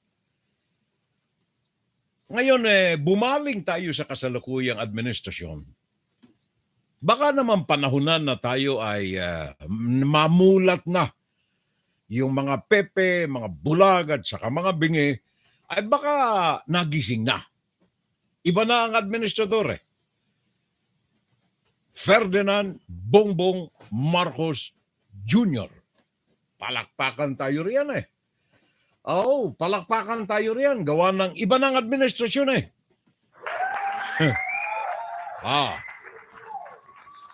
Iba na. Kaya tanggapin man natin sa hindi ang katotohanan, dinaya man o hindi, wala na. Halos yung buong katawan ni Ferdinand Marcos Jr. nandiyan na sa loob ng Malacanang Palace. So, may pag-asa. Bongbong Marcos Jr. Nandiyan tayo sa future of the country we call the Philippines. Future of the Philippines. Ano kaya? Marcos, Chinese Communist Party, cronies and oligarchs. Natalakay na natin ang influensya ng China. Na kung ito ay ipipikit natin ang ating mga mata at pababayaan nating mamayagpag ang China sa Pilipinas, wala na kayong pag-asa. Tingnan natin, 6 na taon ni Duterte ay salamat nakalampas na. May pagkakataon na tayo na magbago, mga kababayan, may pagkakataon na tayo na mahalin na ng tunay ang ating bansang Pilipinas. Nakaalis na tayo sa pagkakasakal ng China. Unti-unti na nating maikakalas ang mga kamay na bakal ng China sa leeg ng bawat Pilipino. Dahil na naging dahilan ng pagtaas ng presyo ng mga manok, na illegal na ipinapasok ng mga tarantadong opisyal sa pakikipagtulungan ng gobyerno at mga illegal importers na mga Chinese-blooded, communist-oriented negosyante sa Pilipinas. Mga baboy, mga abono, palay, ang dami niyan Puro mga imported yan, lahat ng mga yan So tapos na yung pamamayagpag ni Rodrigo Duterte. Meron na tayong pagkakataong umasenso. Kayong mga tinagurian ni Duterte na mga, ano nga yun uli? Mga, Mahirap kayo. Sige. Magtiis kayo sa hirap at gutom. Wala akong pakialam. Nakita na ninyo. Tapos na ang pamamahala ni Mr. President Rodrigo Duterte. Siguro naman ang ating bansa ay aasenso na. Siguro naman ang ating bansa ay hindi natatagurian ng international media. Corrupt the Philippines, a continuing challenge from one administration to the other. Government continues to bleed funds around 700 billion pesos or 13.4 billion US dollars. According to the Office of the Ombudsman, the anti-graft body says the billions lost to corruption represents about 20% of the annual budget of the Philippines, which remains one of the most corrupt countries in the Asia Pacific. The Philippines is still the sixth most corrupt among the selected Asia Pacific economies. We need to keep reminding ourselves, as it was repeatedly shown in all relevant studies, how destructive corruption is, especially for a developing country like ours. The Ombudsman estimates the huge losses in public funds could have been used to build 1.4 million houses for the poor, provide medical assistance to some 7 million Filipinos, or used to purchase a buffer stock of rice for the 100 million population of the country for more than a year. With that amount, we are almost sure no Filipino will get hungry. Ron Gagalak, ABS-CBN News. Ito na ninyo. Pangilan nga ang Pilipinas? 6th most corrupt na bansa sa daigdig sa Asia. Sa Asia, ika-6 na most corrupt. Madami mo yan. Importasyon ang kanilang preference instead of local production. Ngayon, marami nang namamalakpak. Wala na si Duterte. Tapos na ang pamamayagpag ng China sa Pilipinas, mga kapitbahay. Wala na ang mga denisoy. Wala na yung mga ang. Wala na yung family na sumakal ng katakot-takot 42 billion na halaga ng gamot ng Pilipino. Wala na. Wala na yung mga pinapaborang mga triad ng smuggling na mga droga sa Pilipinas. Tapos na ang panahon ni Duterte. Welcome, Mr. President Ferdinand Bongbong Marcos Jr. Oligarchs and cronies, mga kababayan. Well, hindi ko sinasabi na magiging bad influence itong mga ito na babanggitin natin. Kaya lamang we are just trying to clear up some questions. Baka makatulong tayo na timbang-timbangin, makatutulong ba itong mga cronies na ito? Makatutulong ba itong mga oligarch na ito? O lalong magpapalubog ito sa ating bansa? Tandaan ninyo, the question of China kay Mr. Bongbong Marcos, para sa akin, mas malaki ang ikinatatakot ko ngayon sa panahon ni Mr. Marcos in relations to the Philippine relationships with China. Gawa ng kung si Rodrigo Duterte at ang pamilya nito ay naging associate ng Chinese Communist Party through Xi Jinping. Remember the 5 visits at mga pangako nung kung ilang-ilang mga trilyon na mga benefits na makukuha ng Pilipinas sa China. Wala. Naging usok lamang namatay at nagkaabo. Wala sa mga pinangako na ito sa 5 ulit na pagdalaw ni Rodrigo Duterte sa China, hangin ang inabot ng Pilipinas. Liban na lamang sa kanilang propaganda donation diyan sa Binondo at saka sa Mandaluyong, liban diyan, wala. Yung mga proyektong mga cutting routes na yan ni Mr. Duterte, karamihan diyan ay mga passover na mga project ng mga nakalipas na administrasyon, mostly mga production ni Noynoy Aquino. Tandaan ninyo yan. Maging yung mga PPP, private public partnership programs na yan, na mga elevated railways, LRT, MRT, mga skyways na yan, maging yung Bulacan na yan, lahat ng mga konsepto ito nagsimula. In fact, mga fundings nito nagsimula sa mga previous administrations, mostly ni Noynoy Aquino. That's the truth. Yun ang katotohanan. Mga maktan na mga improvements na yan, Legazpi Airport na yan, diyan sa Maynila, mga infrastruktura na yan, mga tulay, marami riyan, marami, hindi naman lahat, marami riyan project ng nakalipas. Of course, sa long-term projects, hindi natatapos yan sa 6 na taon. Ngayon, dito sa panig ni Mr. Marcos in relation with his relationship sa China, mas ako'y nangangamba eh. Gawa ng kung natatandaan ninyo, ang tatay nito, si Mr. Ferdinand Marcos Sr., ang unang nagbukas ng pintuan ng Pilipinas para sa komunistang China. Yun ang katotohanan riyan eh. Walang presidenteng iba na nagbukas ng pintuan ng China sa Pilipinas, kundi si Ferdinand Marcos Sr.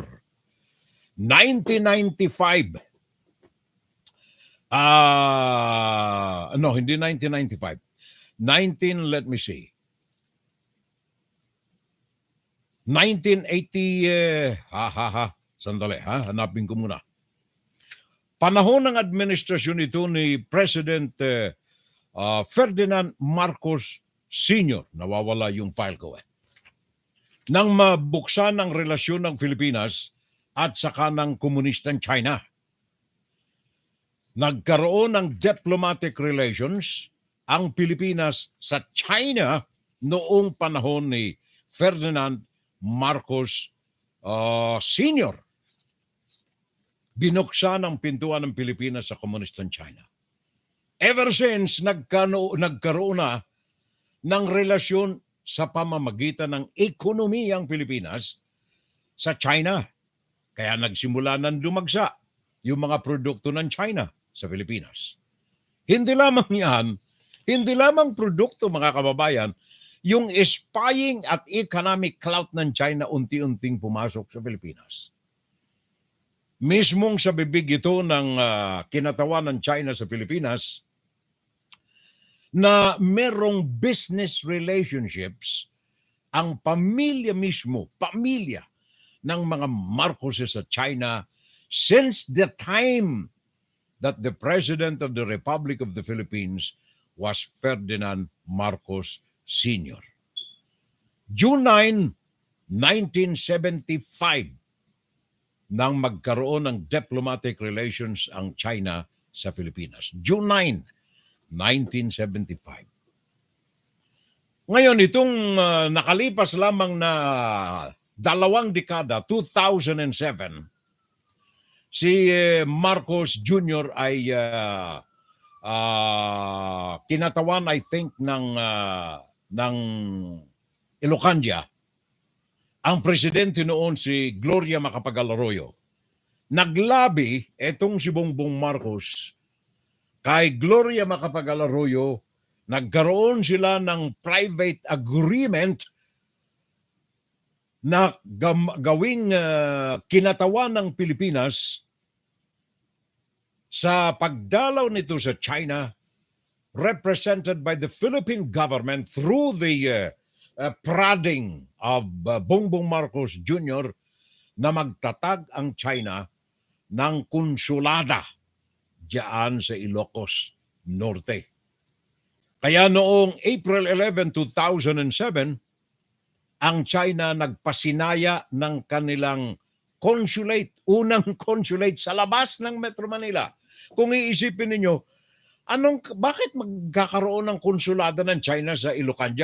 Ang liit-liit ng Pilipinas Ang Manila ilang oras lamang na biyahe. In fact, kung mag-helicopter ka, 1 oras lang, nandun ka na sa Ilocos Ba't kailangan ng consulate ng China doon sa Ilocos? Pero yaan ay natupad sa umagitan ng lobby ni Bongbong Marcos Jr. for whatever reason, siya lamang nakakaalam. So noong April 11, 2007, binuksan ang unang-unang konsulada ng China sa Pilipinas sa labas ng Metro Manila. Yan ay sinundan ni Rodrigo Duterte. Ginaya niya. Nagkaroon din ng konsulada ng China diyan sa Davao. Ngayon, 3 ang nandiyan. Konsulada ng China for whatever purpose, I don't know. Kung iisipin mo, ang Philippine Consulate dito sa New York, sakop nito ang halos buong East Coast Mas malaki ito kaysa sa kabuuan ng Pilipinas. More so, kung ikukumpara natin sa laki ng Luzon, ang buong nasa sakop ng Philippine Consulate New York office ay ang kabuuan ng East Coast. Malaking malaki kumparado mo sa konsulada ng lungsod ng Maynila. Pero ano nangyari? Sa prodding ni Marcos, for whatever reason, siya lamang ang kanyang pamilyang nakakaalam, pinasinayaan ang Chinese Consulate Office Abril 11, 2007 sa Ilocos. Anong nasakop nito? Ilocos lang! Bakit kailangan na may konsulada ang China doon sa Ilocos? Yun ang itatanong natin. 2005 pa ito inaprubahan Ang kinatawan ng Pilipinas noon ay si Gloria pumunta doon sa China. Isa sa mga kasama na riyan yung ZTE, naalala nyo? ZTE deal. Sandaang limpak na salapi ang mga involved dito sa ilalim ng lamesa.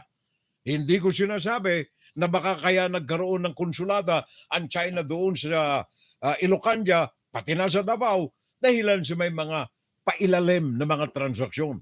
Wala akong sinasabing totoo. Baka lang meron. Alam naman natin, ito ang katotohanan. Alam ito ng international world, business world, na ang China ay kaakibat ng lagay sa anumang business transactions nito. It is an open secret of China sa mga negosyo nito sa ibang mga bansa. May negosyo ang China, siguradong may lagay. Yan ang mga katotohanan riyan So, etong mga relasyon ng Pilipinas at saka ng China, magbabago ba ngayong taon na ito? Tandaan ninyo, eto lamang na nakalipas na taon, merong sosyalan na naganap. In fact, ito lamang taon na ito, by the way, may sosyalan na naganap diyan sa Ilocos. Si Bongbong Marcos nagpadala ng tweet. Ito'y January 9, 2018. 2018. May punksyon na naganap doon sa bahay ni Mr. Marcos sa Ilocos.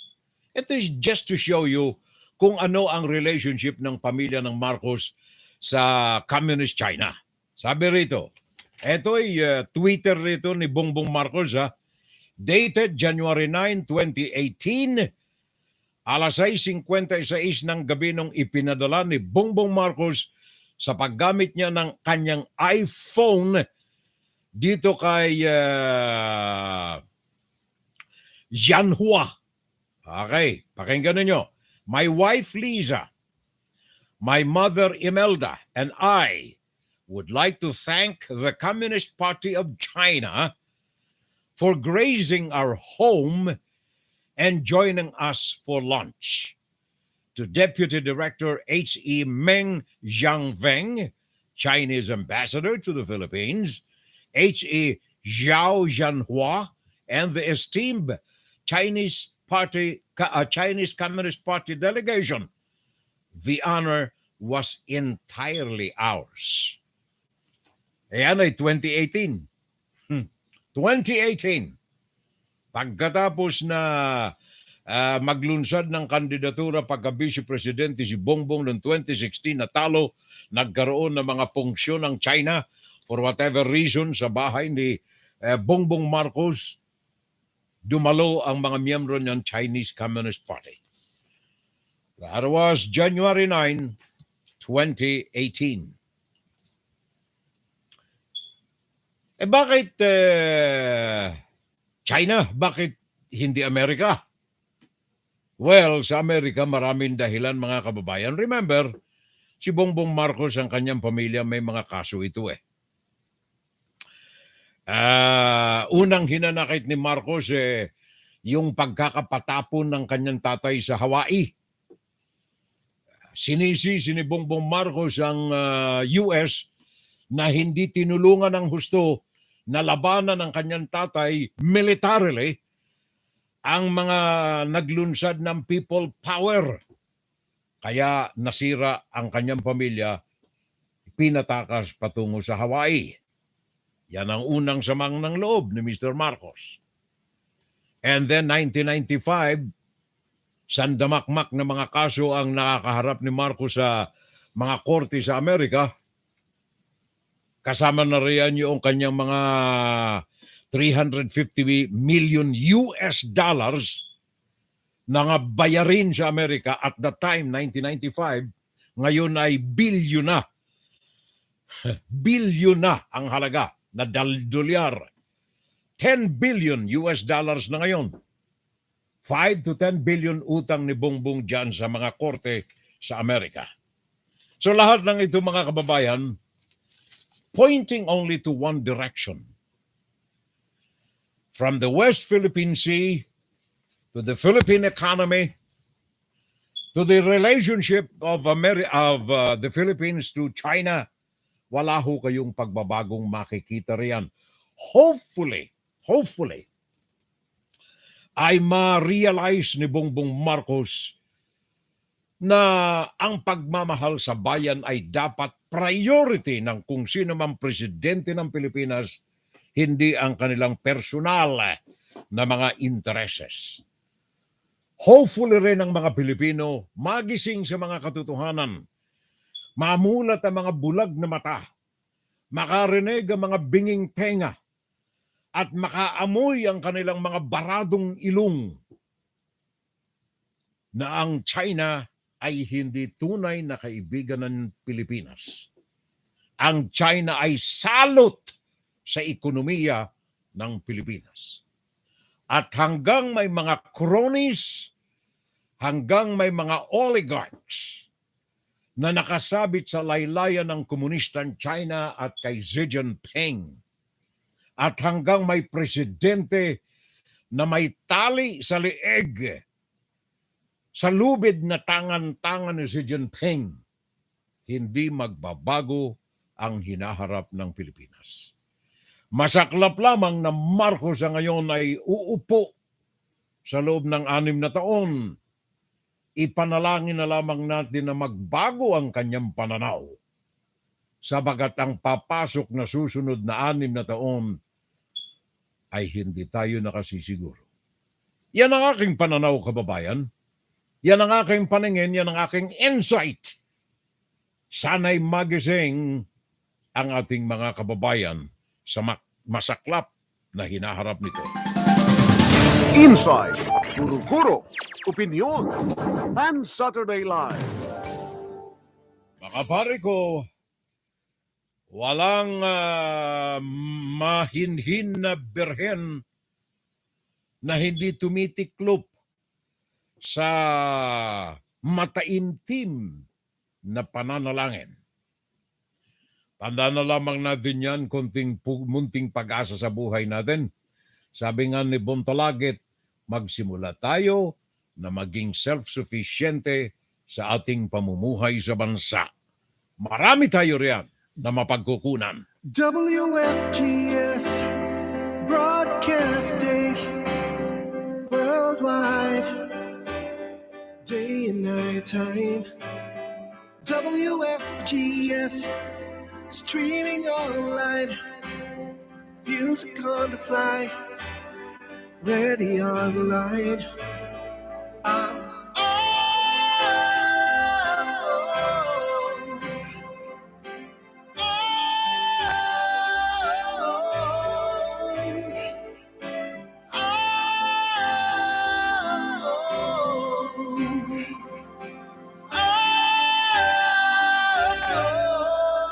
Listen to the top songs of great performance now streaming on W.FGS. Thank you very much. Maraming salamat, pare ko. Archie D. Rockers, isang magaling na composer, songwriter, singer, stage performer. Archie D, ang kanyang pangalan. Nakakaagapay natin ito dyan sa Parañaque. Ngayon ay nandirito sa New York, ang ating butihing kaibigan. Siya ang nag-donate sa atin ng kanyang sariling composition na nandiyan napapakinggan ninyo, Archie D. Rockers. One thing that I learned in life is to treasure the love that I received from you, my friends, from my clan, from my family, especially from my own family, and very especially from my own wife. Sabi ko na nga, it will never fade. Love will stay there until forever.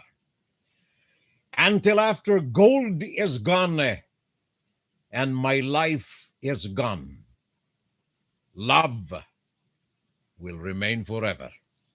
Tandaan natin yan, mga kapitbahay. Puso ko, sa bayan ko.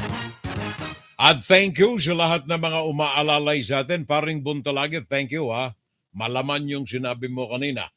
May bago tayong miyembro ng ating FSL, Auring Castillo. Hi Auring, thank you very much. Welcome sa ating Fun Saturday Live. At sana'y ugaliin mo ang pakikiantabay sa atin. Ano ha? Auring Castillo. Ang maganda nating bagong kasambahay. Nexon ng Torres, maray na aga sa Gabos. Going Atlantic City with Mary Jane Molina. Aba, pare ko, Nexon ng Torres, ha? Punta ka ng Atlantic City. Magbabawas ito ng laman ng bulsa. Pero good luck, pare ko, ha? Maganda, bago na raw ngayon. Marami na raw na bagong oriyan sa Atlantic City. Marami na raw talaga. Matagal na akong hindi nakakapunta riyan Matagal na, 1 dekada nang mahigit siguro Parang Nexon, ano ha? Okay. Kasama niya rin kanya may bahay, Mary Jane Molina. Nexon ng Torres. Ari ko, ayos na ha? Ayos na. Ala ng tampuhan ha? Okay. Ala ng tampuhan ha? James Escanio, good morning, Furel. As always, I'm listening to your comments and insights.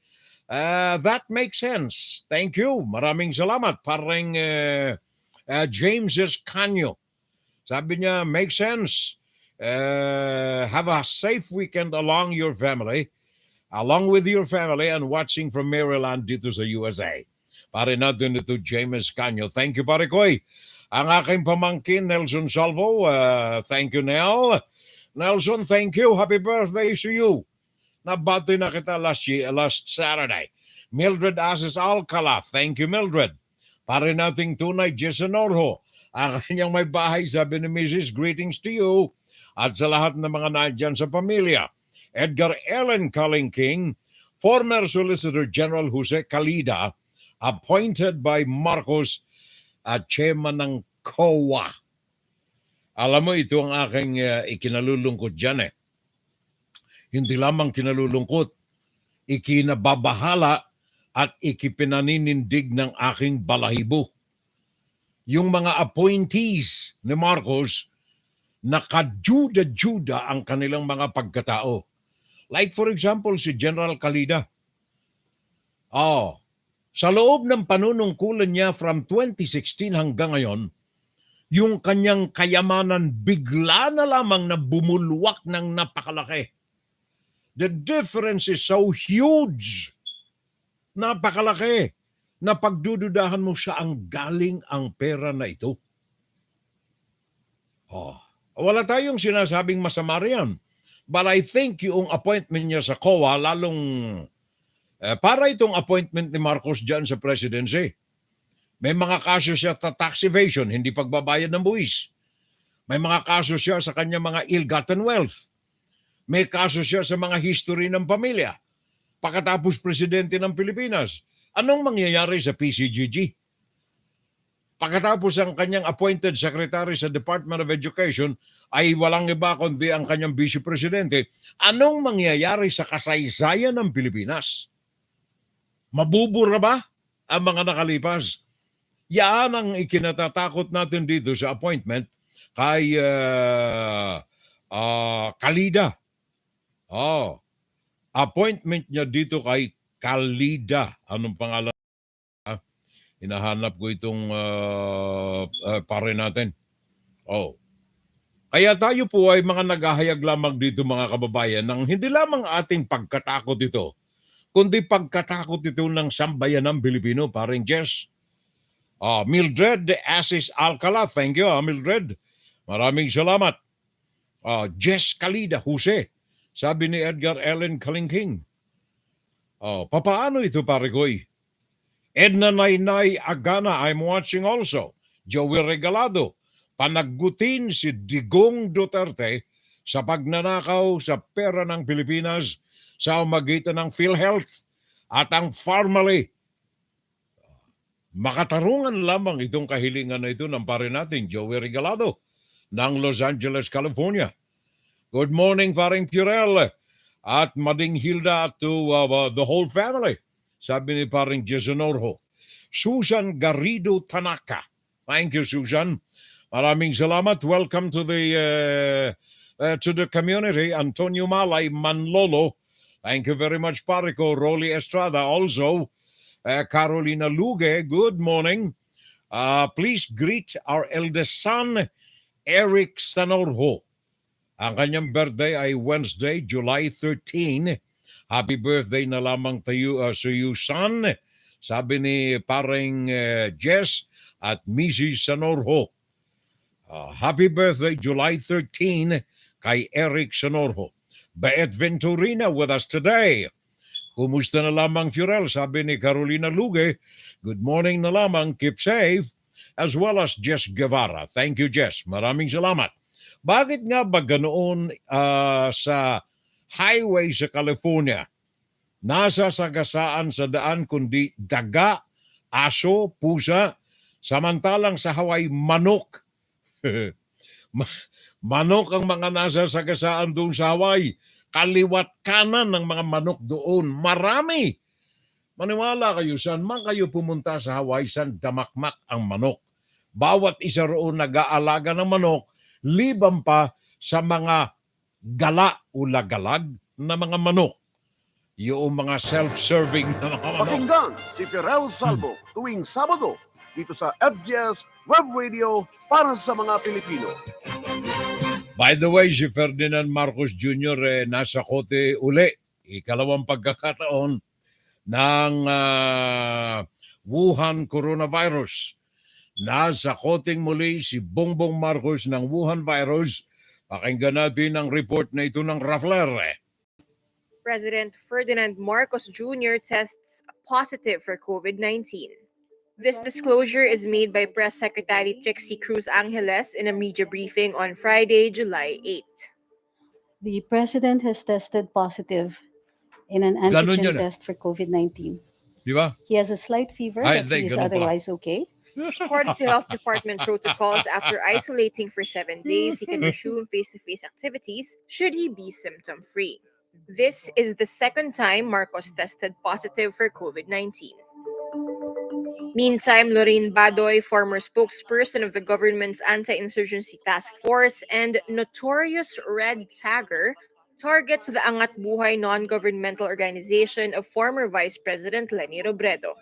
Badoy falsely claims on Monday, July 4, in a show on SMNI that the people behind the Robredo-led Angat Buhay are allegedly allied with the Communist Party of the Philippines, New People's Army, and the National Democratic Front or CPP-NPA-NTF.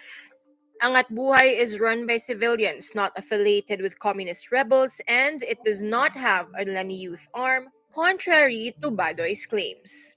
Angat Buhay executive says his group is eyeing legal action against Badoy.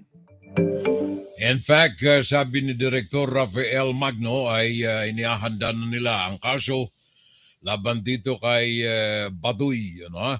Talagang pati ang pangalan nito ay Badoy. Kung makikita mong personality nito, hindi mo paniniwalaan eh.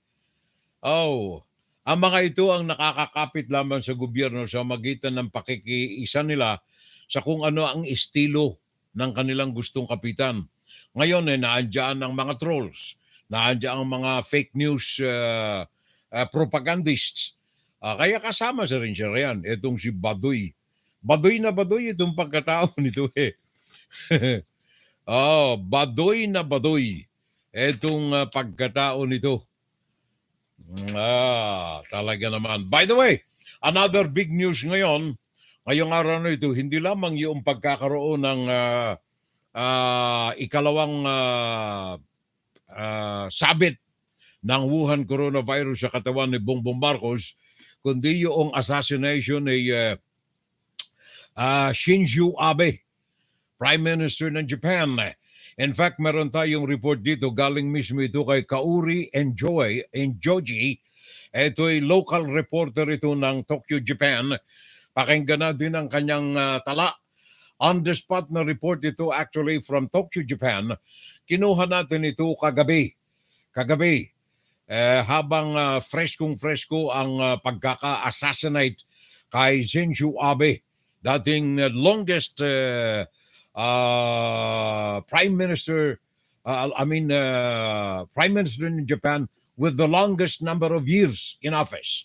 Pakinggan natin ang journalist Kaori and The nation is in mourning and in shock that the former Japanese Prime Minister Shinzo Abe has died from multiple gunshot wounds, we now know. He was in western Japan in the city of Nara in broad daylight at around noon local time. He was giving a speech on behalf of a candidate that was running in local elections that are scheduled to be held here in Japan on Sunday. And as he was giving that speech, 2 gunshot wounds, according to eyewitnesses, were heard on the scene.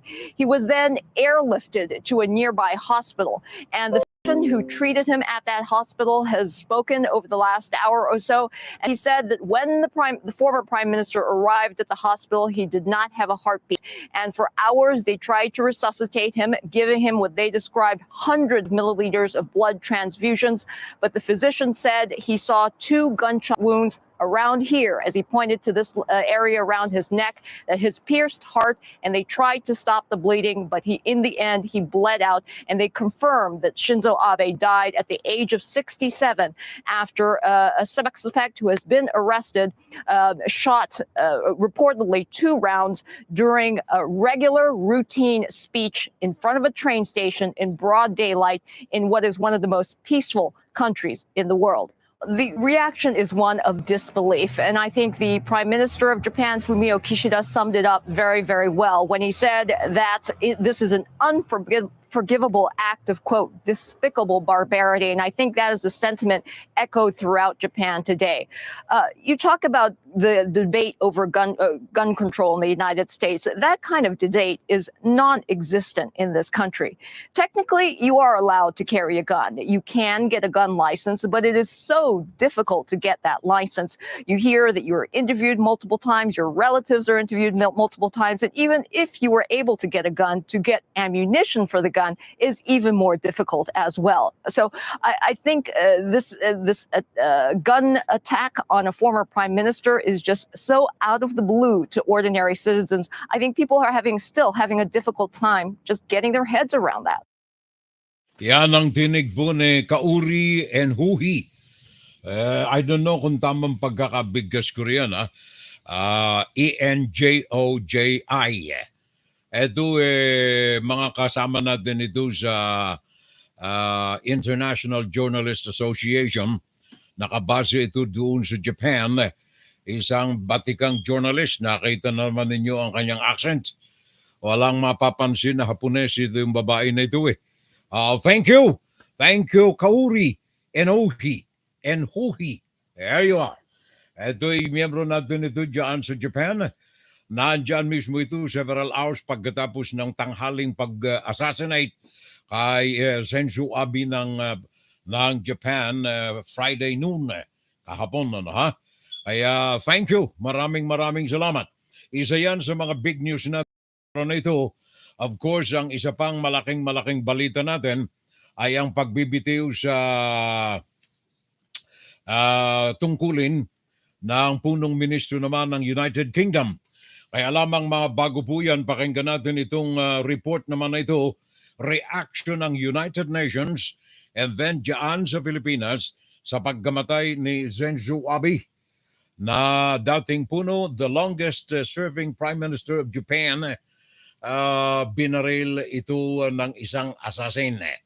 Now, from the Philippines, pakinggan natin ang report na ito, reaction hindi lamang ng Pilipinas, kundi ng United Nations dito sa pagyao ng punong ministro ng Japan. ABS-CBN Philippines. Japan in mourning as its former Prime Minister Abe Shinzo passes away. He was 67 years old. Abe was shot during a campaign event in the Nara region. He was delivering a speech ahead of Sunday upper house elections when gunshots were heard. He collapsed on the spot and was rushed to the hospital. A man in his 40s has been arrested. A homemade gun was seized from the suspect. The Philippine Foreign Affairs Department expresses its deepest condolences to the Japanese government and people on Abe's tragic death. The DFA sends its most heartfelt sympathy to Abe's wife, Aki Abe, and their family. The DFA adds, Mr. Abe was greatly admired by many Filipinos and thanks him for his key role in the strengthening of Philippines-Japan relations. The news of Abe's assassination triggered messages of shock and condolences from foreign leaders, many of whom worked with Abe during the former Prime Minister's long tenure. Thank you very much, ABS-CBN Philippines. Maraming salamat. Yan ay reaction from the United Nations from the Philippines sa pagkaka-assassinate o pagpatay kay Shinzo Abe ng Japan. Now, sa ibang mga balita natin, may kaugnayan ito sa relasyon ng Pilipinas sa iba't ibang mga panig ng daigdig. Kanina napag-usapan natin ang relasyon ng Pilipinas sa China. Sa ilalim ni Bongbong Marcos, eto pa, idaragdag ko pa. Natatandaan ninyo ang mga bansa ng China at saka ng Amerika nagpaabot ng imbitasyon.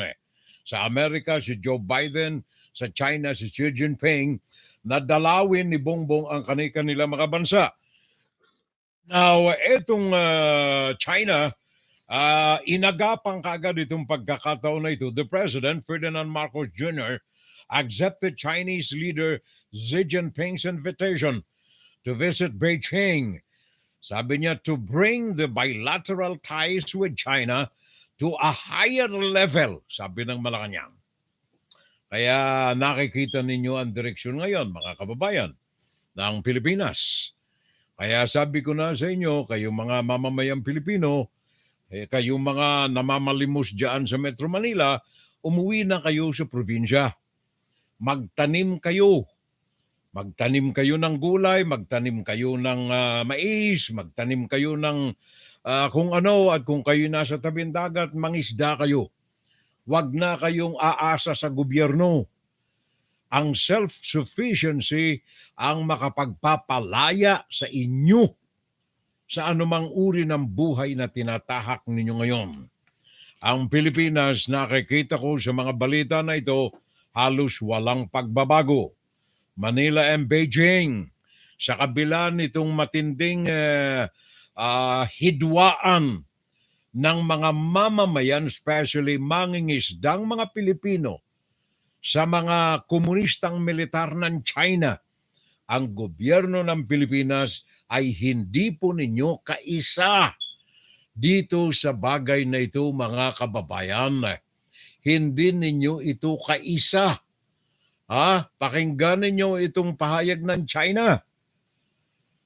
Go ahead. To fish in the waters around Huangyan or Scarborough Kita mo na? is going to be there. It will not be changed. That means they can go back and fish there freely. China naman talaga. Basta kay Buyana, pakinggan ninyo ha. Ito'y punong ministro ito ng sandali. Hindi punong ministro. Ambassador ito ng China sa Pilipinas. Sabi niya, pinapayagan niya kayong mga mangingisda na mangisda dyan sa Scarborough. Ang Scarborough, kaya ninyo lagyan ng tulay papunta ng Maynila eh. Sa lapit nito, inaangkin ng mga tarantadong mga incheck na ito ng Communist Chinese Party. The friendly arrangement to allow Filipino fishermen to fish in the waters around Huangyan or Scarborough. Kita mo, hindi nga niya mabigkas yung Scarborough eh. Pero yun pinapapayagan kayo ng China. Tarantado itong kaugalian itong mga ito eh. Sinasakop ang kabuuan ng West Philippine Sea. Pagkatapos sabi ni Bongbong Marcos, okay, dalaw ako riyan, Mr. Xi Jinping. Dalaw ako riyan. Tinanggap. Yung invitation ng Amerika, wala pa. Wala pa siyang sabi. Hihingi muna siya ng permiso kay Xi Jinping kung pwede rin siyang dumalaw sa Amerika. Mientras ng Amerika ay nagkaroon ng mga appointments, especially bagong envoy o kaya ambassador ng Amerika sa Pilipinas. Ito po ay kalalabas lamang na balita ito ngayong araw na ito, araw ng Saturday, July 9, 11:37 a.m. 11:37 a.m. Washington. Kumpirmado ito, a new senior U.S. diplomat of the United States of America is appointed as new ambassador to the Philippines. President Joe Biden designated career diplomat Mary Kay Loss Carlson as the next U.S. ambassador to the Philippines, a post that has been vacant since October of 2020. Walang permanenteng ambassador ang Amerika sa Pilipinas sa panahon ni Duterte. Simulang 2020, gawa ng pakikipagsayaw ni Duterte sa China all those years. A veteran diplomat, Carlson was Deputy Chief of Mission at the U.S. Embassy in Buenos Aires in Argentina prior to her appointment in Manila. So yan ang bagong ambassador of United States to the Philippines. Walang iba kundi si Mary Kay Loss Carlson. Hindi lamang yan, ngayong mga sandaling ito, ipinangako ng Charge d'Affaires, Heather Variaga, U.S. Embassy in the Philippines, sa pagdiriwang ng 246th anniversary Declaration of U.S. Independence kahapon araw ng Biyernes dito sa amin sa Amerika. Si Heather Variaga ay nangako, the United States has committed to stand united with the Philippines and a mutual pursuit of development, especially under administration of the incoming President Ferdinand Bongbong Marcos Jr. We firmly stand united with the Philippine government. In moving greater heights together, we look forward to developing new trade and investment opportunities that creates jobs and spur economic growth. We also endeavor to participate in clean energy solutions, protecting marine and territorial or terrestrial resources, and tackling climate crisis. Also supporting peace and security throughout the Indo-Pacific region and creating educational leadership opportunities for youth to offer them and their communities a brighter future. Ito'y maidagdag ko lamang mga kababayan sapagkat ito pinabibigyan ng pansin nitong nakalipas na 6 na taon ni President Rodrigo Duterte. Bilyon-bilyon ang alalay na ipinagkaloob ng Amerika diyan sa Pilipinas. Indirectly, sa pamamagitan ng United Nations agencies. Naandyan ang World Health Organization, mga milyong-milyong halaga ng mga bakuna. Naandyan ang iba't ibang mga sangay ng United Nations na nagkakaloob ng mga disaster relief diyan sa Pilipinas. Simula sa Yolanda at kung ano-anong mga bagyo pa riyan. Kaagad-agad ang Pilipinas ay nagpadala ng limpak-limpak na halaga ng salapi, Typhoon Odette for example, sa magitan ng mga relief goods. Hindi lamang yan mga armas militar na ipinadadala sa ating Armed Forces of the Philippines. Lahat ng mga ito ay tahimik na tinatanggap ng gobyerno ng Pilipinas sa panahon ni President Rodrigo Duterte. Manakanakang pasasalamat ang napapakinggan ninyo galing sa Department of Foreign Affairs. Yan ang masaklap na katotohanan riyan, mga kababayan kong minamahal. Wow, happy birthday.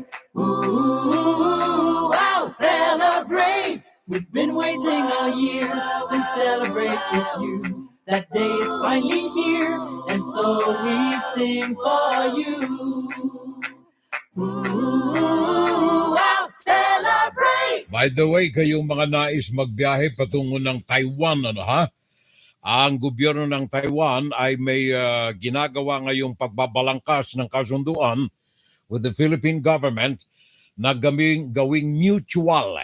Kaya kabilaan yung visa-free agreement pagpasok ng mga Pilipino sa Taiwan na walang kailangang visa at ang pagpasok ng mga Taiwanese sa Pilipinas na wala ring pangangailangan sa visa. Right now, ang Pilipinas namang ang libre na nakapapasok ng Taiwan na hindi mo kailangan. Kaya ang government of Taiwan is negotiating with the Philippine government through the Manila Economic and Cultural Office. Ang chairman nito, Silvestre Bello III. Meron silang binabalangkas ngayon ng mga kasunduan na payagan na rin ang Taiwan na magbisita sa Pilipinas na hindi na hahanapan pa ng visa. Okay? Sa Pilipinas naman at saka dito sa Amerika, meron na rin tayong bagong ambassador na mananatili sa Washington, D.C. Extended ang termino na ipinagkaloob kay Mr. Romualdez. Mr. Romualdez, dati itong ambassador of the Philippines to the United States sa panahon ni Duterte. 74 na taong gulang na itong si Mr. Romualdez. Ngayon, second term, pinagkaloob sa kanya ni Bongbong Marcos. Mananatili siya na Philippine Ambassador to the United States. Mananatili siya sa Washington, D.C. Ito ay second cousin ni Ferdinand Marcos Jr. Okay, so yan ay si Romualdez. Mananatili ito dyan dito sa amin sa Amerika. Pinaabot ko lamang yan, para maayos. Ngayon, sa mga birthday celebrants natin, mga kapitbahay, noong araw ng Miyerkules, sa mga celebrants natin, si Ray Miyazawa, dyan sa Japan.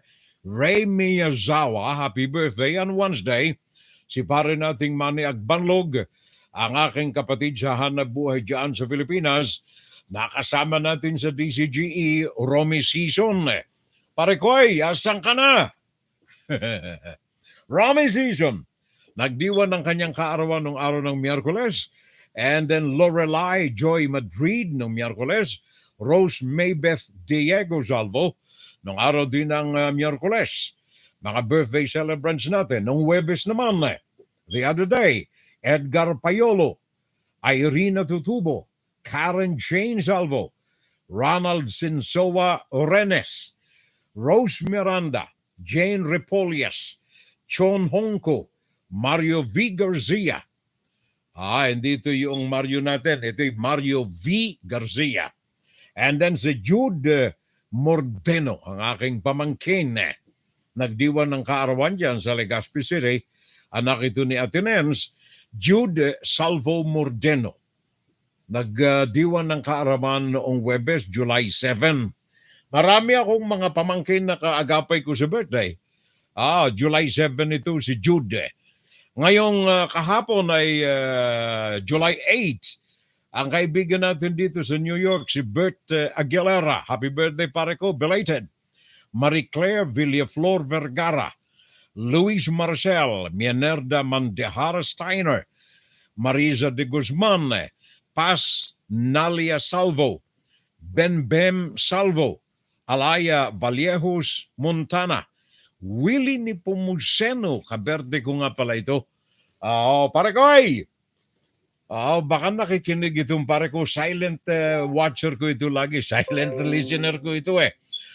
Si paring Willie. Sir, happy birthday belated. Alam kong kaagapay kita sa birthday eh. Tatlo tayo eh. Tatlo tayong mga magkakaagapay sa birthday. Itong pare natin, si Willie Nepomuceno, at saka si Sunny Ilacan, kapatid ni Orly ng Vicor Music Corporation. Si paring Sunny Ilacan, dyan sa Vicor, at saka si Willie Nepomuceno, ang ating pinakang magaling na impersonator. Mga kaagapay ko ito sa kaarawang kahapon, araw ng Friday, July 8. Sa inyong lahat na mga bumati sa akin, sa Facebook, sa YouTube, sa Instagram, sa Twitter, sa damakmak eh. Maraming salamat sa inyo lahat. Sisikapin ko na mapasalamatan kayo personally.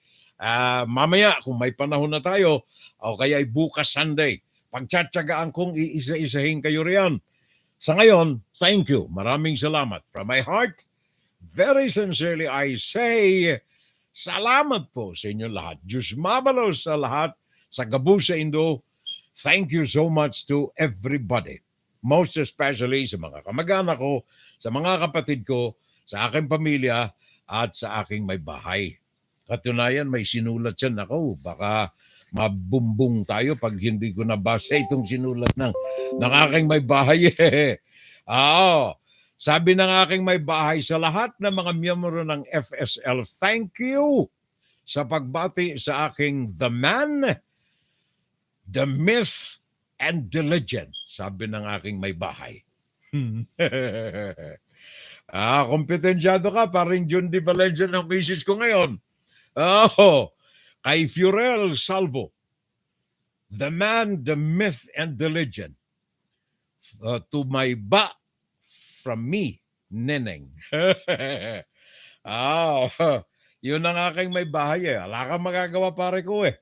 Alam mo sabi ko nga last week, habang kami nagsuswimming doon sa bahay ng aking anak, sabi ko sa kanila, lahat tayo ngayon ng mga may asawa na, we have a mother-in-law, we have a father-in-law, we have a brother-in-law, we have a sister-in-law. Marami tayo. And then we have the law. Ang misis ko. Happy birthday daw, sabi sa akin eh. Huwag ko raw kaligtaan na bumati sa akin eh.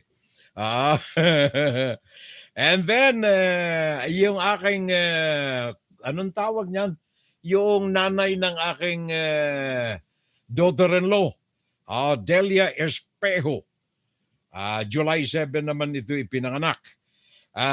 Ngayong araw na ito, si Mike Meral naman, ang aking pamangkin sa asawa. There you are. Mike Meral. Yan naman ang birthday. Ngayong araw na ito, sa Saturday, kasama ni Mike Meral si Romy Reyes naman. Birthday niya ngayong araw din na ito. Romy Reyes, July 9. And then bukas, marami-rami ang ating mga celebrants. Si Marie Felipa Chavez, Judy Lopez, Gina Kiray, Marshall Chavez Lizon, Lily Marlene Aronce Benocas, Irene Castañeda, Matt Laurel, aba ang kaibigan ko dyan sa Canada. Matt Laurel. Hi, Matt. Advanced birthday greetings. That's tomorrow. Akala ko ka-birthday kita, binati na kita sa Facebook eh. But anyway, advance happy birthday. Yan ay bukas. Matt Laurel, si kumari naming hilaw dyan sa Naga. Kumari namin ni Missy, si Amelia Froyalde. Kaarawan niya rin bukas Sunday. Amelia Froyalde. Ang aking kaibigan, hinahangaan ko itong magaling na singer. Kababata rin natin, Tessie Lagman. Ngayon ay Mrs. Balboa. Tessie Lagman Balboa. Kaarawan niya sa Sunday, bukas. And then Sheila Bugya, tama ba? Sheila Bugya or Bugya. At saka si Myla San Buenaventura. Mga birthday celebrants natin bukas Sunday. And then on Monday naman si Jesse Salvo. Hindi ko ito kapatid, hindi ko rin ito pamangkahin. Jesse Salvo, Keisha Peñales II, Maria Dolores Santos. Oh, Marie! Happy birthday in advance. Monday pa. Maria Dolores Santos. Nandyan siya, nakaagapay sa atin ngayon. Thank you, Marie. Maria Dolores Santos. Advance birthday greetings to you. Kay Fair Salvo Cabral at saka Simon Jeric Abanilla. Okay, Simon Jeric Abanilla. July 11 naman ito. And then finally sa Martes, si Annalena Enumar, Crizel de la Cruz, Victorina Mariano, at saka MJ Kyle Ibanez Salvo. Happy birthday sa inyong lahat mga kapitbahay. At kung kayo ay naandyan sa Pampanga, malapit sa Angeles City o kaya sa Guagua o kaya sa Balibago, meron dyan na Armenia's cakes, breads at saka pastries. Armenia's. Huwag ninyong kaliligtaan. Talagang pag kayo nakatikim ng mga cakes galing dito, babalik-balikan ninyo mga kapitbahay. Diyan sa Plaza Burgos sa Guagua, Pampanga, katabi ito ng PS Bank, Armenia's Cakes, Breads and Pastries, o kaya dyan sa Kingsborough Building sa Jazza Road, San Fernando, Pampanga, ito'y katabi lamang ng SNR Pampanga at saka ng Ford Pampanga, o kaya dyan sa Balibago, Angeles City sa Pampanga. Ito'y katabi lamang ng 7-Eleven at saka ng Jensen Mart.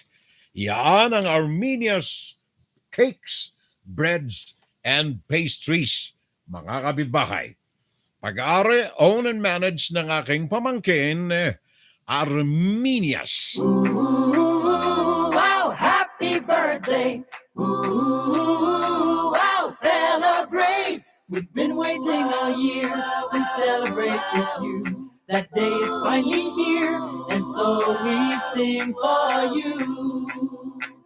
Ooh, wow, celebrate! By the way, congratulations sa Pilipinas. Gawa ng yung isinali nila na bibingka sa international competition. Bibingka, nangyari sa Pilipinas, ay pumasok sa top 50 ng Taste Atlas.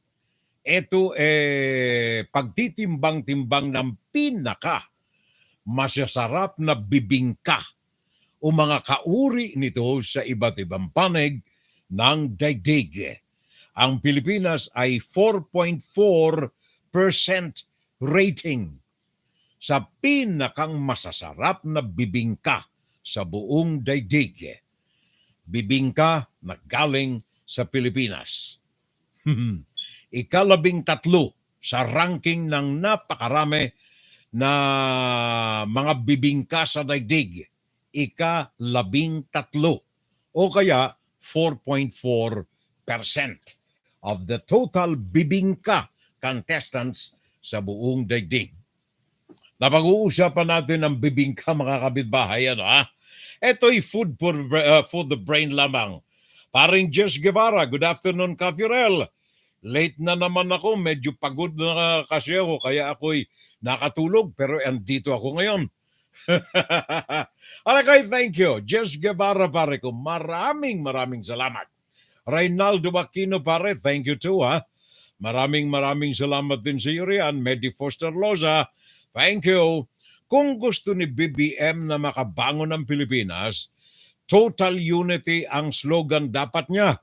Kunin niya si Attorney Leni Robredo at ilagay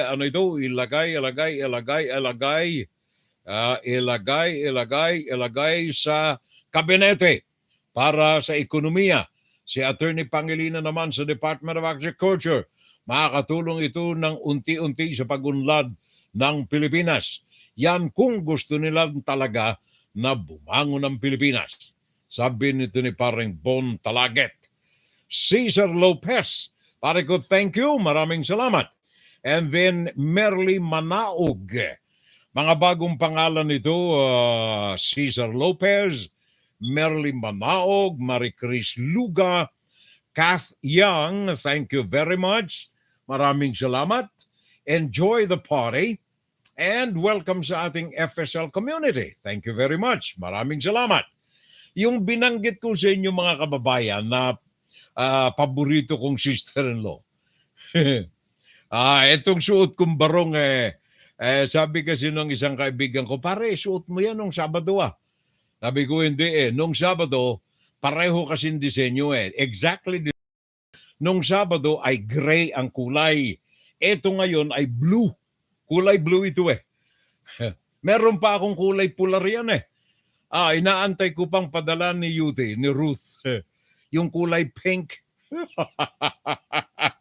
Ito ang nagpapadala sa akin ito mga Barong Tagalog ko Ang kapatid ni Mrs. na bunsoy, si Yuti ang tawag namin Kahit matanda na Yuti pa rin Ruth ang kanyang pangalan. Mahabang kasaysayan ko rito sa aking sister-in-law na ito Naikwento ko na ito kanina sa inyo sa bungad natin Diba sabi ko sa inyo, nung kami high school ni Mrs. First year high school magkaklase kami Ngayon, nung mga araw na yon, merong hagyanan sa Kabituunan sa Naga. Tawag ng tanghalan ng Maynila. Para magkita kami ni Mrs. pag Sabado, alam mo naman, lumalandi ako sa kanya nung araw. First year high school Sabi kasi ng mga classmates ko, Salvo, yun, classmate natin maganda. Pormahan mo. Tinutokso ako ng mga classmates namin Kaya pag Sabado, niyayaya ko itong misis ko nung araw. First year high school kami. Manood tayo ng Tawag ng Tanghalan. Sabi niya, sige, sama kong kapatid ko, hindi ako papayagan ng papa ko na lumyamyarda na hindi kasama kapatid ko. Yung sister-in-law ko, ito si Ruth, nandyan ngayon. Mga 7 years old lang ito nung araw para makapanood siya at hindi umuwi, kinakarga ko yan. Ako'y payat nung araw payat ako Pinagtatsagaan kong buhatin talaga siya kahit na yanig niya yung pa ako Dahil kung hindi ko siya bubuhatin, yayaya nang umuwi. Hindi na kami magkakasamang matagal ni Manay.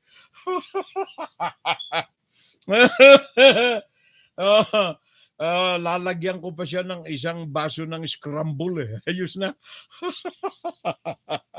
Yun, nakakaing sister-in-law. Pinadadala niya ako nitong mga Barong Tagalog na ito. Galing dyan sa kultura sa SM Jumart. Sa Makati. Kita ninyo. Fourth year. Fourth year na ba tayo na? Nakala ko first year lang nga pala, first year, nakakurto pa lang ako naglalaro pa ako ng Jolly nung araw Kaya sinisilipan ako ng misis ko nung araw Fourth year. Third year, fourth year naman Third year, fourth year. Third year, fourth year naman, nagreklamo asawa ko Sabi niya, masyado namang agang lumandi noon. Sige, third year na lang.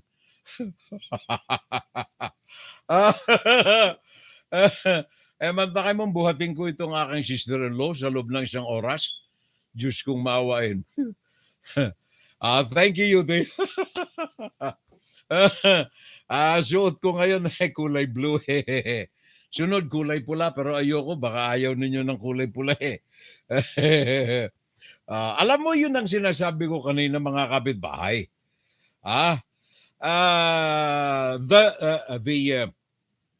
Ang sikreto na pagiging matalino ka pag yung tanda. Kagaya ngayon, matanda na ako. Hindi ko sinasabing matalino ako. Pero ang sikreto ng pagiging matalino mo sa pagtanda, unang-una, kailangan nito isa puso mo at isa damdamin, isa isip. Sabi ko na nga kanina, yung pagmamahal nananatili yan kahit na wala ka na sa daigdig. All the golds are gone and your life is gone. Yung pag-ibig nananatili Ngayon, sa pagtanda mo naman, kailangan maging, anong tawag niya, yung talino mo ay iimbak mo sa iyong isipan. Nakaimbak sa iyong isipan. Sabagat bukas makalawa, unti-unti mong makakalimutan na ang mga nakapaligid sa iyo. Unang-una, baka makalimutan mo na yung mga pangalan ng mga kaibigan mo riyan. Ikalawa, baka makalimutan mo na yung mga mukha ng mga kaibigan mo riyan. Ngayon yung una, alam ko na, ako na yun Nakakasalubong, "Hoy, Firel! Hello! Hello, pare!" Pantago ko yan, di ko na maalala yung pangalan, kaya pare na lang, "Hi, Mare!" hindi ko na matandaan yung pangalan sa milyon-milyong mukha ba naman na nakaharap ko sa panahon ng aking buhay. Di ko na matandaan ang mga pangalan ang susunod yan yung hindi mo na matatandaan yung mukha. "Hi, Firel! Hello!" Tapos ibubulong ka kay Mrs. "Sino nga ba yun?" Ang masaklap nito pare ko, pag dumating na yung panahon na makalimutan mo nang itaas ang zipper ng iyong pantalon, yun ang medyo delikado ka na. Ang makalimutan mo nang itaas ang zipper ng iyong pantalon, naglamyarda ka na sa mga mall, nakabukas pala yung zipper mo. Kaya yung mga babae, ngingiti-ngiti. Tama yung mama, kabukas ang zipper. Di niya alam. Babati sila, "Hey, Firel!" Bati ka rin, "Hello!" Pero nakatingin sa iyo, dun sa pantalon mo, nakabukas ang zipper Nakalimutan mo itaas Pero sabi ng mga matatalino, ang pinakang masaklap nito, sa lahat ng ito, nakalimutan mo na yung pangalan, nakalimutan mo na yung mukha, nakalimutan mo nang itaas ang zipper. Ang pinakang masaklap nito, kapitbahay, pinakang masaklap, ay kung makalimutan mo nang ibaba ang zipper ng pantalon mo sa panahon ng pangangailangan. Yun ang masaklap. Hindi. Nakalimutan kong ibaba yung zipper ng pantalon ko Punta ako ng bathroom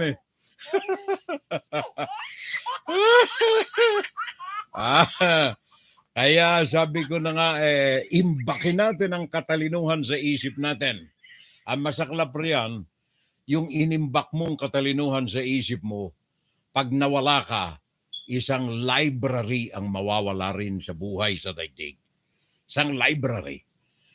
Cesar Lopez, pare ko, thank you maraming salamat. Thank you so much, Cesar Lopez. Merly Manaog, Marie Chris Luga, Kath Young, thank you. Marieta Lamar, itong aking kaibigang matalik din. Ito ang aking pinakang sexy na socialite namin dito sa New York. Marieta Lamar. Nakita ko yung pinost mong mukha ko riyan. Marieta, thank you very much. Yung ako'y nag-host dyan sa Pakal at binigyan tayo ng award ng Pakal Organization. Pinost niya yung litrato namin ni Amira, ako at saka siya. Thank you. Maraming salamat. Marieta Lamar, Mariko, thank you so much. Junior Dal, hindi mangyayari yaan pare. Dahilan sa BBM ay tota ni Degong. Debbie Josh Retirado. Bagong pangalan din. Thank you very much. Welcome sa ating FSL community. Dobie Josh Retirado Eleuteria. Meron pa pala. Haba pala eh. Dodi Josh Retirado Eleuteria. Thank you. Maraming salamat. Parang pangalan ng kapatid ng papa ko eh. Eleuteria. O mga panahon ng Espanyol ito eh. Eleuteria. Junior Dal, ang Pinas ay ginagawang pulutan lamang ni Digong at ni BBM kasama ng mga alipores nitong mga kawatan eh. Okay. And then Chudora Alcairo, I'm watching Furel. Maxima Palarca, also with you Furel. Jess Guevara, sana matuluyan na siya. Yun daw na COVID-19 kay BBM. Nagumaling. Kayo naman ang isip ninyo, sabi ni Jess Guevara, sana matuluyan na siya. Nagumaling.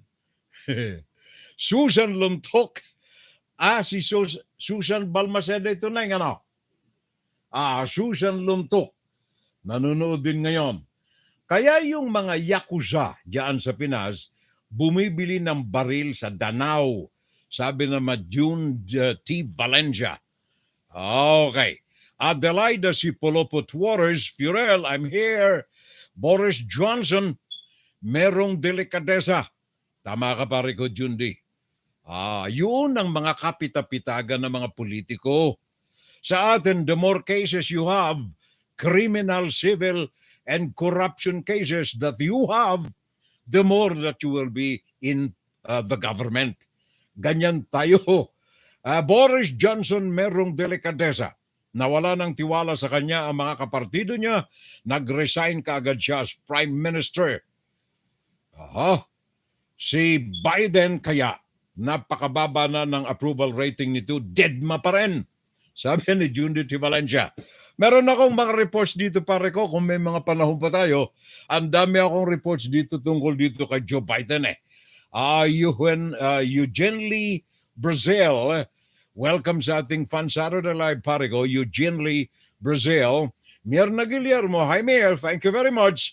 Sabi ni Mariette nga pala, Mariette Lamar, happy birthday to the man with the golden voice. Thank you. Thanks, Mariette. Maraming salamat. Romel Salvo. Ito'y pamangking ko eh. Long time no here, Romel. Thank you. At welcome sa ating Fun Saturday Live. Sana ugaliin ang pakikinig kay Tio Furel. Romel, makinig ka. A golden heart, blessed natal day sa you from your dedicated listener from New York, Mariette Lamar. Thank you, Mariette. Maraming salamat. Thanks for your dedication also. And thanks for being with us, the program also. Mirna Guillermo, sorry po for being late na naman. I will make up anyway through your YouTube program. Blessing to you, Brother Furel, and to all our to all our kapag mahaba ang hirap pa natin. And to all our kababayans all over the world. Sabi ni Maring Mirna Guillermo. Blessed Sunday to everybody and the family Furel. Have to change to charge for my online mass to attend. Namamaalam muna pansumandali ang aking kapatid Atinens. Online mass ang kanyang pinanunood, pinakikinggan. Same with us also Atinens. Thank you. Isabelita Angeles Sumbilio is also with us today. And De Vera Mondala Leo de Lope is with us today. Happy birthday daw Furel. Sabi ni Susan Luntok, may the star created in you by our Lord shine in the most everything that you willfully and devotedly do. May our Abba family continue to empower you with good broadcasting voice.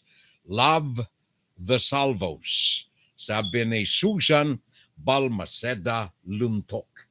Okay, ito the star, may the star created in you by our God, shine the most in everything that you willfully and devotedly do. Okay. Thank you. Maraming salamat, Susan. Thank you very much. And of course, thank you everyone. Salamat sa mga bumati sa atin. More news. Go ahead. Breaking news. Ito na.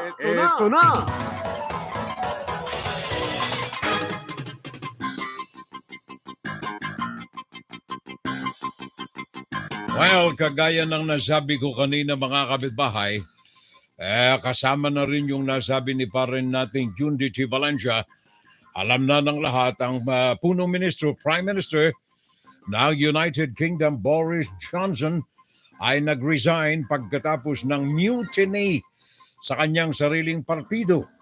Kumbagay nawala na ng kumpiyansa ang kanyang mga kapartido at napilitan si Boris Johnson na magbitiw sa kanyang tungkulin bilang punong In the ministro. last few days, I've tried to persuade my colleagues that it would be eccentric to change governments when we're delivering so much, and when we have such a vast mandate, and when we're actually only a handful of points behind in the polls, even in mid-term after quite a few months of pretty relentless sledging, and when the economic scene is so difficult domestically and internationally. And I regret not to have been successful in those arguments. And of course, it's painful not to be able to see through so many ideas and projects myself. But as we've seen at Westminster, the herd instinct is powerful. When the herd moves, it moves. And my friends, in politics, no one is remotely indispensable. And our brilliant and Darwinian system will produce another leader equally committed to taking this country forward through tough times, not just helping families to get through it, but changing and improving the way we do things, cutting and families, and yes, cutting taxes, because that is the way to generate the growth and the income we need to pay for great public services. And to that new leader, I say, whoever he or she may be, I say I will give you as much support as I can. And to you, the British public, I know that there will be many people who are relieved, and perhaps quite a few who will also be disappointed. And I want you to know how sad I am to be giving up the best job in the world. Yan ang tinig mismo ni Boris Johnson, ang punong ministro ng United Kingdom sa kanyang resignation, although he'll not step down as soon as possible sa until after a new leader is elected. Ang mga reaksyon nito buhat sa iba't ibang panig ng Britanya ay magkakaiba-iba. Ang Foreign Secretary Liz Truss, ang sabi niya, tama ang ginawa ni Boris Johnson, right decision to resign. We need calmness and unity now, and to keep governing while a new leader is found. Sabi naman ni Greg Clark, bagong appointed na U.S. Secretary of State, sabi niya, it's leveling up the housing in the communities. Sabi niya, it has a duty to ensure that a country has a functioning government that should run smoothly. Sabi naman ng ibang mga leader, Labour Opposition Party, Keir Starmer, sabi niya, it's a good news for the country that Johnson has decided to resign. It should have happened a long time ago.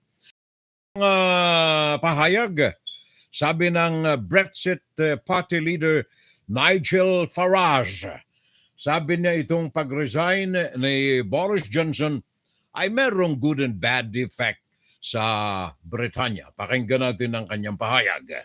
He had no choice. Literally, he had no choice. Despite getting a big mandate from the people in 2019, the truth of it is he hasn't stuck to the rules. And there is one fundamental rule between leaders and their electorates, and that is to tell the truth, even if the truth at times isn't very nice, isn't very palatable.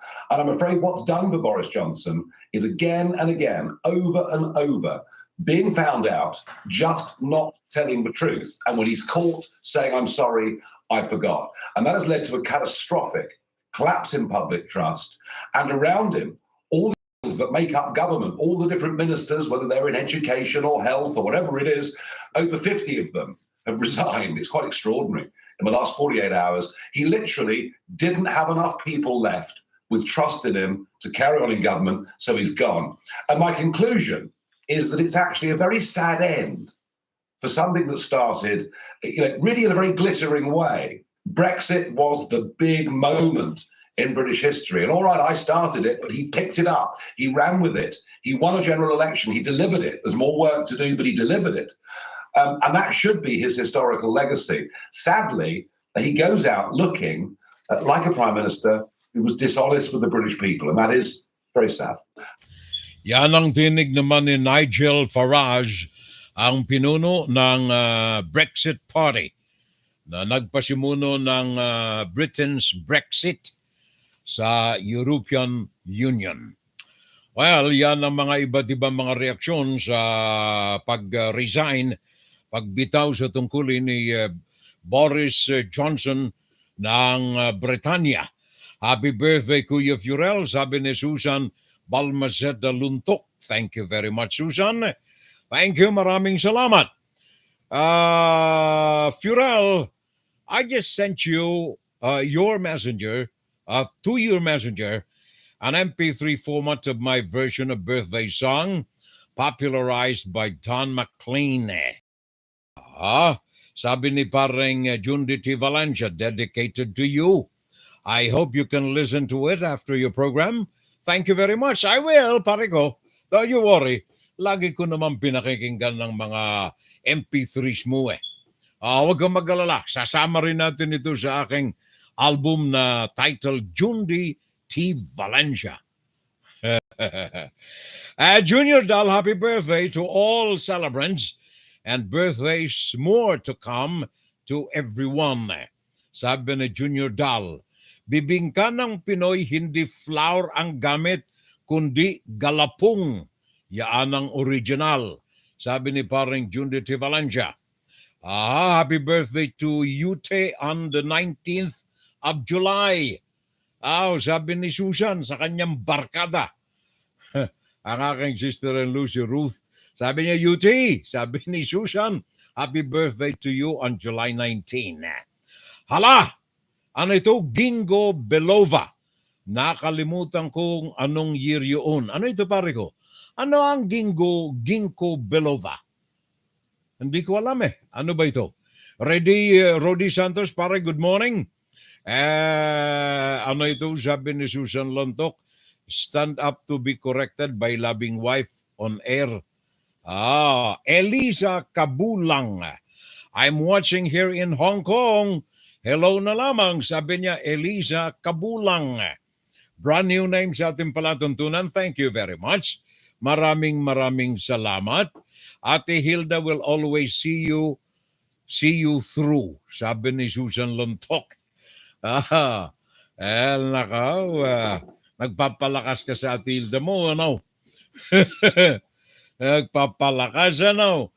Sabi noong girl kasi, bukas zipper noong boy. Sir, bukas ang barangay hall mo, sabi noong boy. Meron kang nakitang mga, ano ito?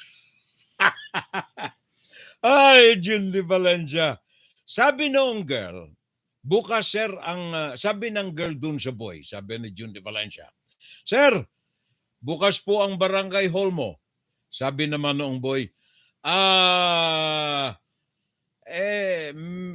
meron ka bang nakitang mga tanod? Sabi daw naman ng girl, wala po. Pero yung chairman nakita ko.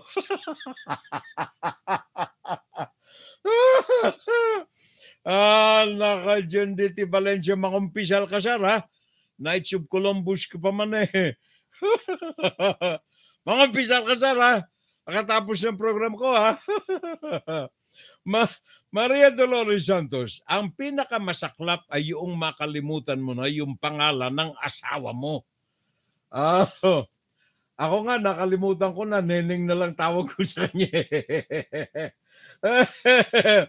Pete Jimena, bago nating kabarangay sa ating FSL. Thank you, paring Pete. Maraming salamat. Welcome sa ating show. Sana nakakatuwa ka rin. Ano? Happy birthday, Furel. May you have many more birthdays to come and God bless you na lamang. Sabi ni Carolina Luge. Merly Manawag, happy birthday from Montreal sa Quebec, Canada. Thank you. Maraming salamat dyan, Merly Manawag. Hindi pala Manawag eh. Manaog pala. Walang A ang huli. Manaog, there you are. Mga Bicolano siguro ito na. Ano? Manaog eh. Maraming Manaog na Bicol eh. Sabi ni Merly Manaog, happy birthday na lamang. Thank you, Merly. Welcome sa ating FSL. Okay pa rin, Jundi ha. Ano ito? Ginkgo biloba. Memory enhancer pala. Wala akong alam nito, sir eh. Thank you ha. Ginkgo biloba. Maligayang kaarawan po, Manoy Furel. Sana ay humaba pa ang malalakas mong katawan. Patuloy kang bigyan ng Panginoong Diyos ng maligaya at maginhawang araw-araw. Thank you. Maraming salamat, pare ko Bontalagat. Thank you. I really mean it. Maraming salamat. Thank you. From my heart. Dito sa amin, ang problema namin dito hindi yung hindi maibaba ang zipper at saka hindi maitaas ang zipper. Ang problema namin dito ay ang aming presidente, si Joe Biden. Gawa ng yung mga konserbatibong mga opisyal dito sa amin sa Texas, Texas-Mexico border, ang mga ito ay nanggagalaitin na sa galit. Gawa ng hindi maampat-ampat na pagpasok ng mga illegal na mga migrante, illegal aliens sa hangganan sa pagitan ng Amerika at saka ng Mexico. Sabi nila magdideklara na kami ng invasion. Marami mga homeowners doon na mga nagrereklamo na at harapan na nilang inirereklamo ito kay Joe Biden.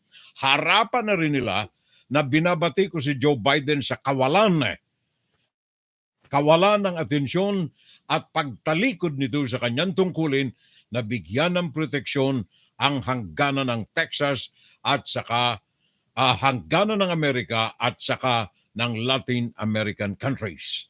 In fact, si County Judge Chuli Shahane, nagpapasimuno ito ng opisyal na hakbang na kung saan ay idinideklara nila na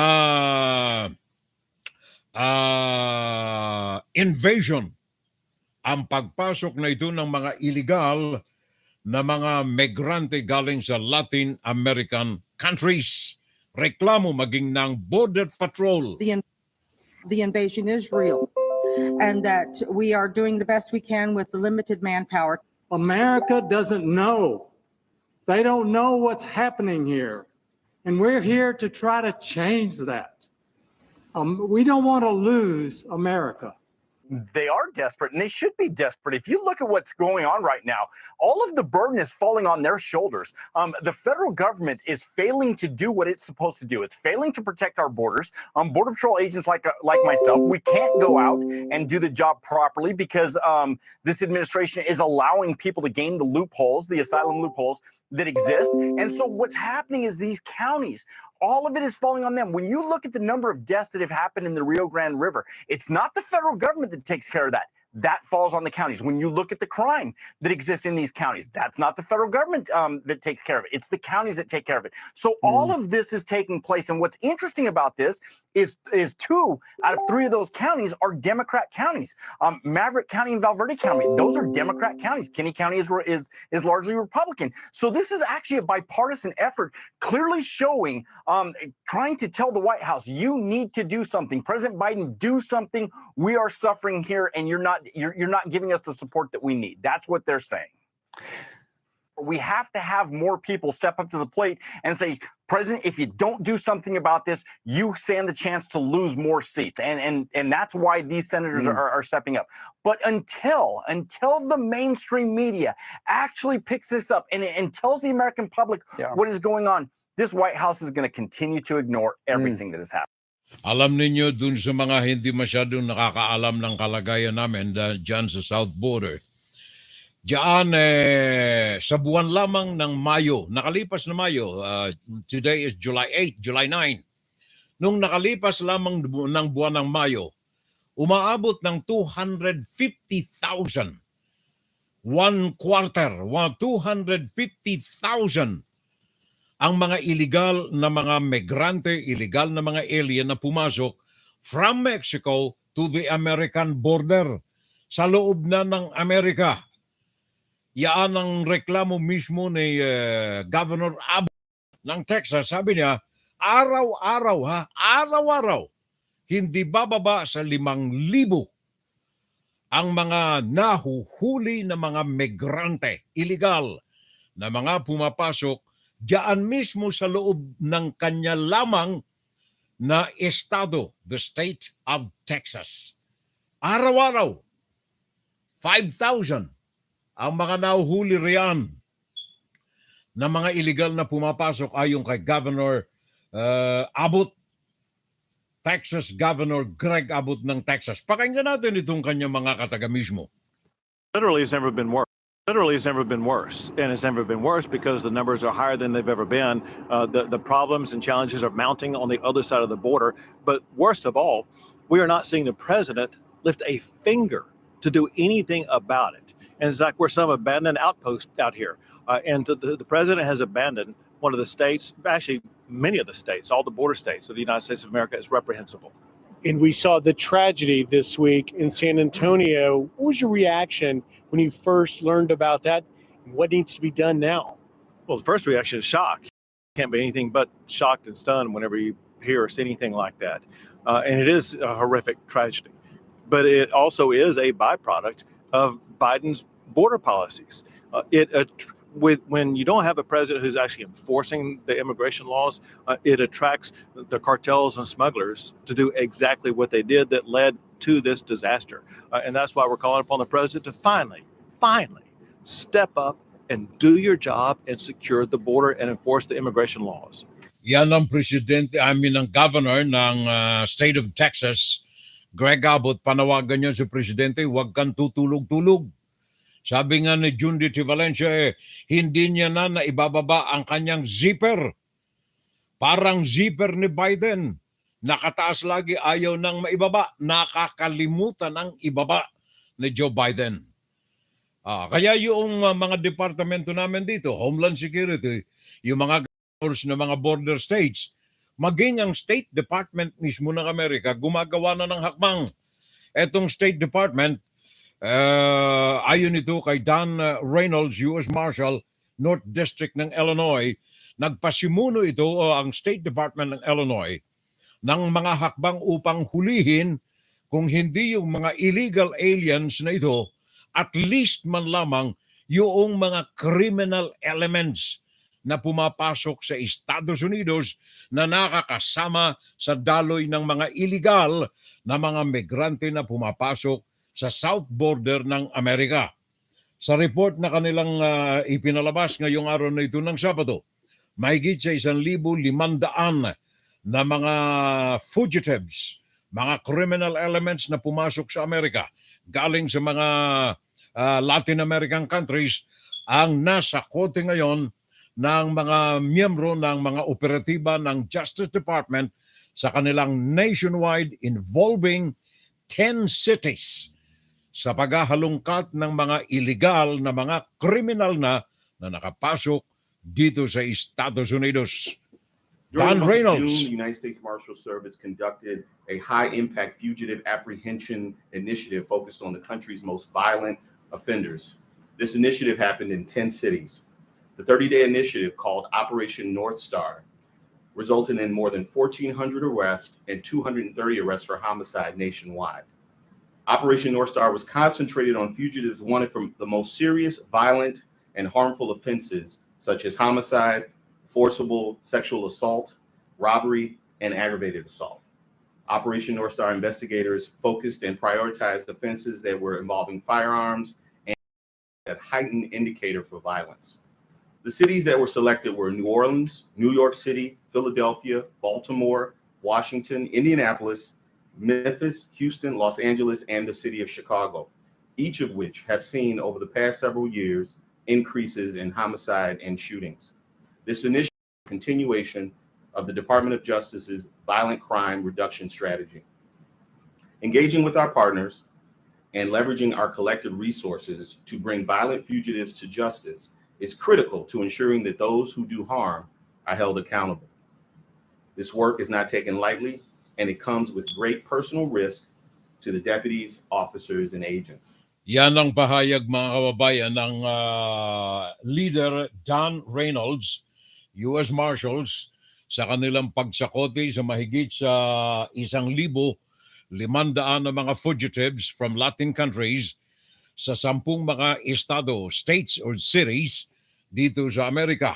Mga illegal na pumasok dito sa Estados Unidos. Kaya tuloy sabi ni parang June de Valencia, hindi ko maintindihan kung bakit hindi inaaksyonan ni Biden, ni Harris, ang problema ng illegal na mga migrante sa Amerika, South Border. May plano ba sila na gawing mga botante ang mga ito? Tinumbok mo pare ko, hindi lamang, alam mo itong mga kaliwa namin dito sa Amerika, malaki ang influensya sa administrasyon eh. Nais nilang globalists system ang mga gobyerno. Walang mga hangganan, pasok-labas kayo kung saan. Yun ang mga sinusunod ngayon, kaya bulag, pepe at bingi si Biden sa problema diyan sa South Border namin. Ano nga sabi mo pare ko? Asa na yan? Nawala na, June de Valencia. Sana ba yan? Nawala na tuloy. May hinahanap pa kung sabi ni pare ko. Hector Bonifacio. Pare ko, thank you. Fabi Flores, thank you. Mga ito ay mga bagong pangalan natin. Pare ko, welcome sa ating FSL Fun Saturday Live. Joey Regalado, Furel, hindi ako uuwi sa Pilipinas hanggang si Marcos o kaya Duterte ang presidente. Dahilan sa pareho yan ng mga salot sa ating lipunan. Sabi ni paring Joey Regalado, watching from Los Angeles, California. Eto yun, to the man, the myth, and the legend. Furel, thank you. Mabuhay ang Fan Saturday Live, sabi ni parang June DT Valencia. Thank you, pare ko. Maraming salamat. Pakinggan si Furel Salvo tuwing Sabado dito sa FBS Web Radio para sa mga Pilipino. Thank you. Maraming salamat, pare ko. Kapag sinabi mo yan, mapipilitan na akong isalang ito Ay, pilitan na akong isalang yan parang sinabi mo na, matulog ka na. Thank you. Maraming salamat sa lahat ng mga umalalay sa atin. Ngayong araw na ito ng Sabado, mga kapitbahay, July 9, 2022, araw ng Sabado, araw po ito ng Virgin Mary, Mama Mary. And of course, sa lahat ng mga kaagapay natin, let me see, Saturday dedicated to the Blessed Virgin Mary at Immaculate Heart. Yan ay para sa aming mga kaalalay dyan sa lahat ng ating mga kaibigan riyan. Until next time, kapitbahay, tomorrow Sunday, huwag kayong makalimot, magsimba tayo. Until next time, until next Saturday, sa ating Fun Saturday Live. Agapay ang inyong abang lingkod, Furel Salvo po lamang. Mamamaalam mo na pansumandali, gawa ng babalik tayo after 7 days. Fun Saturday Live. Salamat Diyos mabalos, maray na aga, maray na udto, maray na hapon, maray na banggi sa mga kapwa ko Bicolano. Thank you. Good morning, good noon, good afternoon, and good evening. Sa lahat ng mga dugong Pilipino sa iba't ibang panig ng daigdig. Maraming salamat. Magandang umaga. Magandang tanghali, magandang hapon, magandang gabi sa lahat sa inyo riyan sa atin sa bansa. I love you from my heart.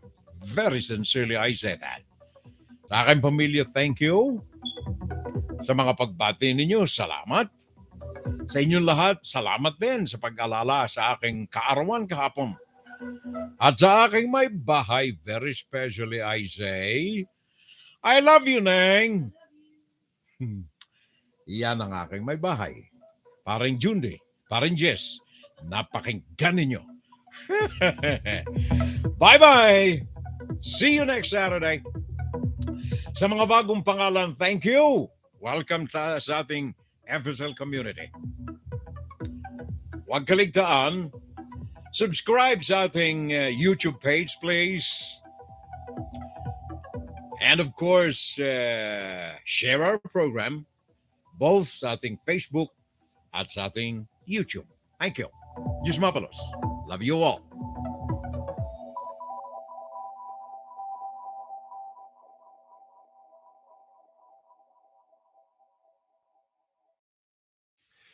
WFGS Broadcasting Worldwide. Love you too, Parin Jess Sonoro. Parin Jundi, crystal clear. Thank you very much. Maraming salamat. On the fly, ready on the line.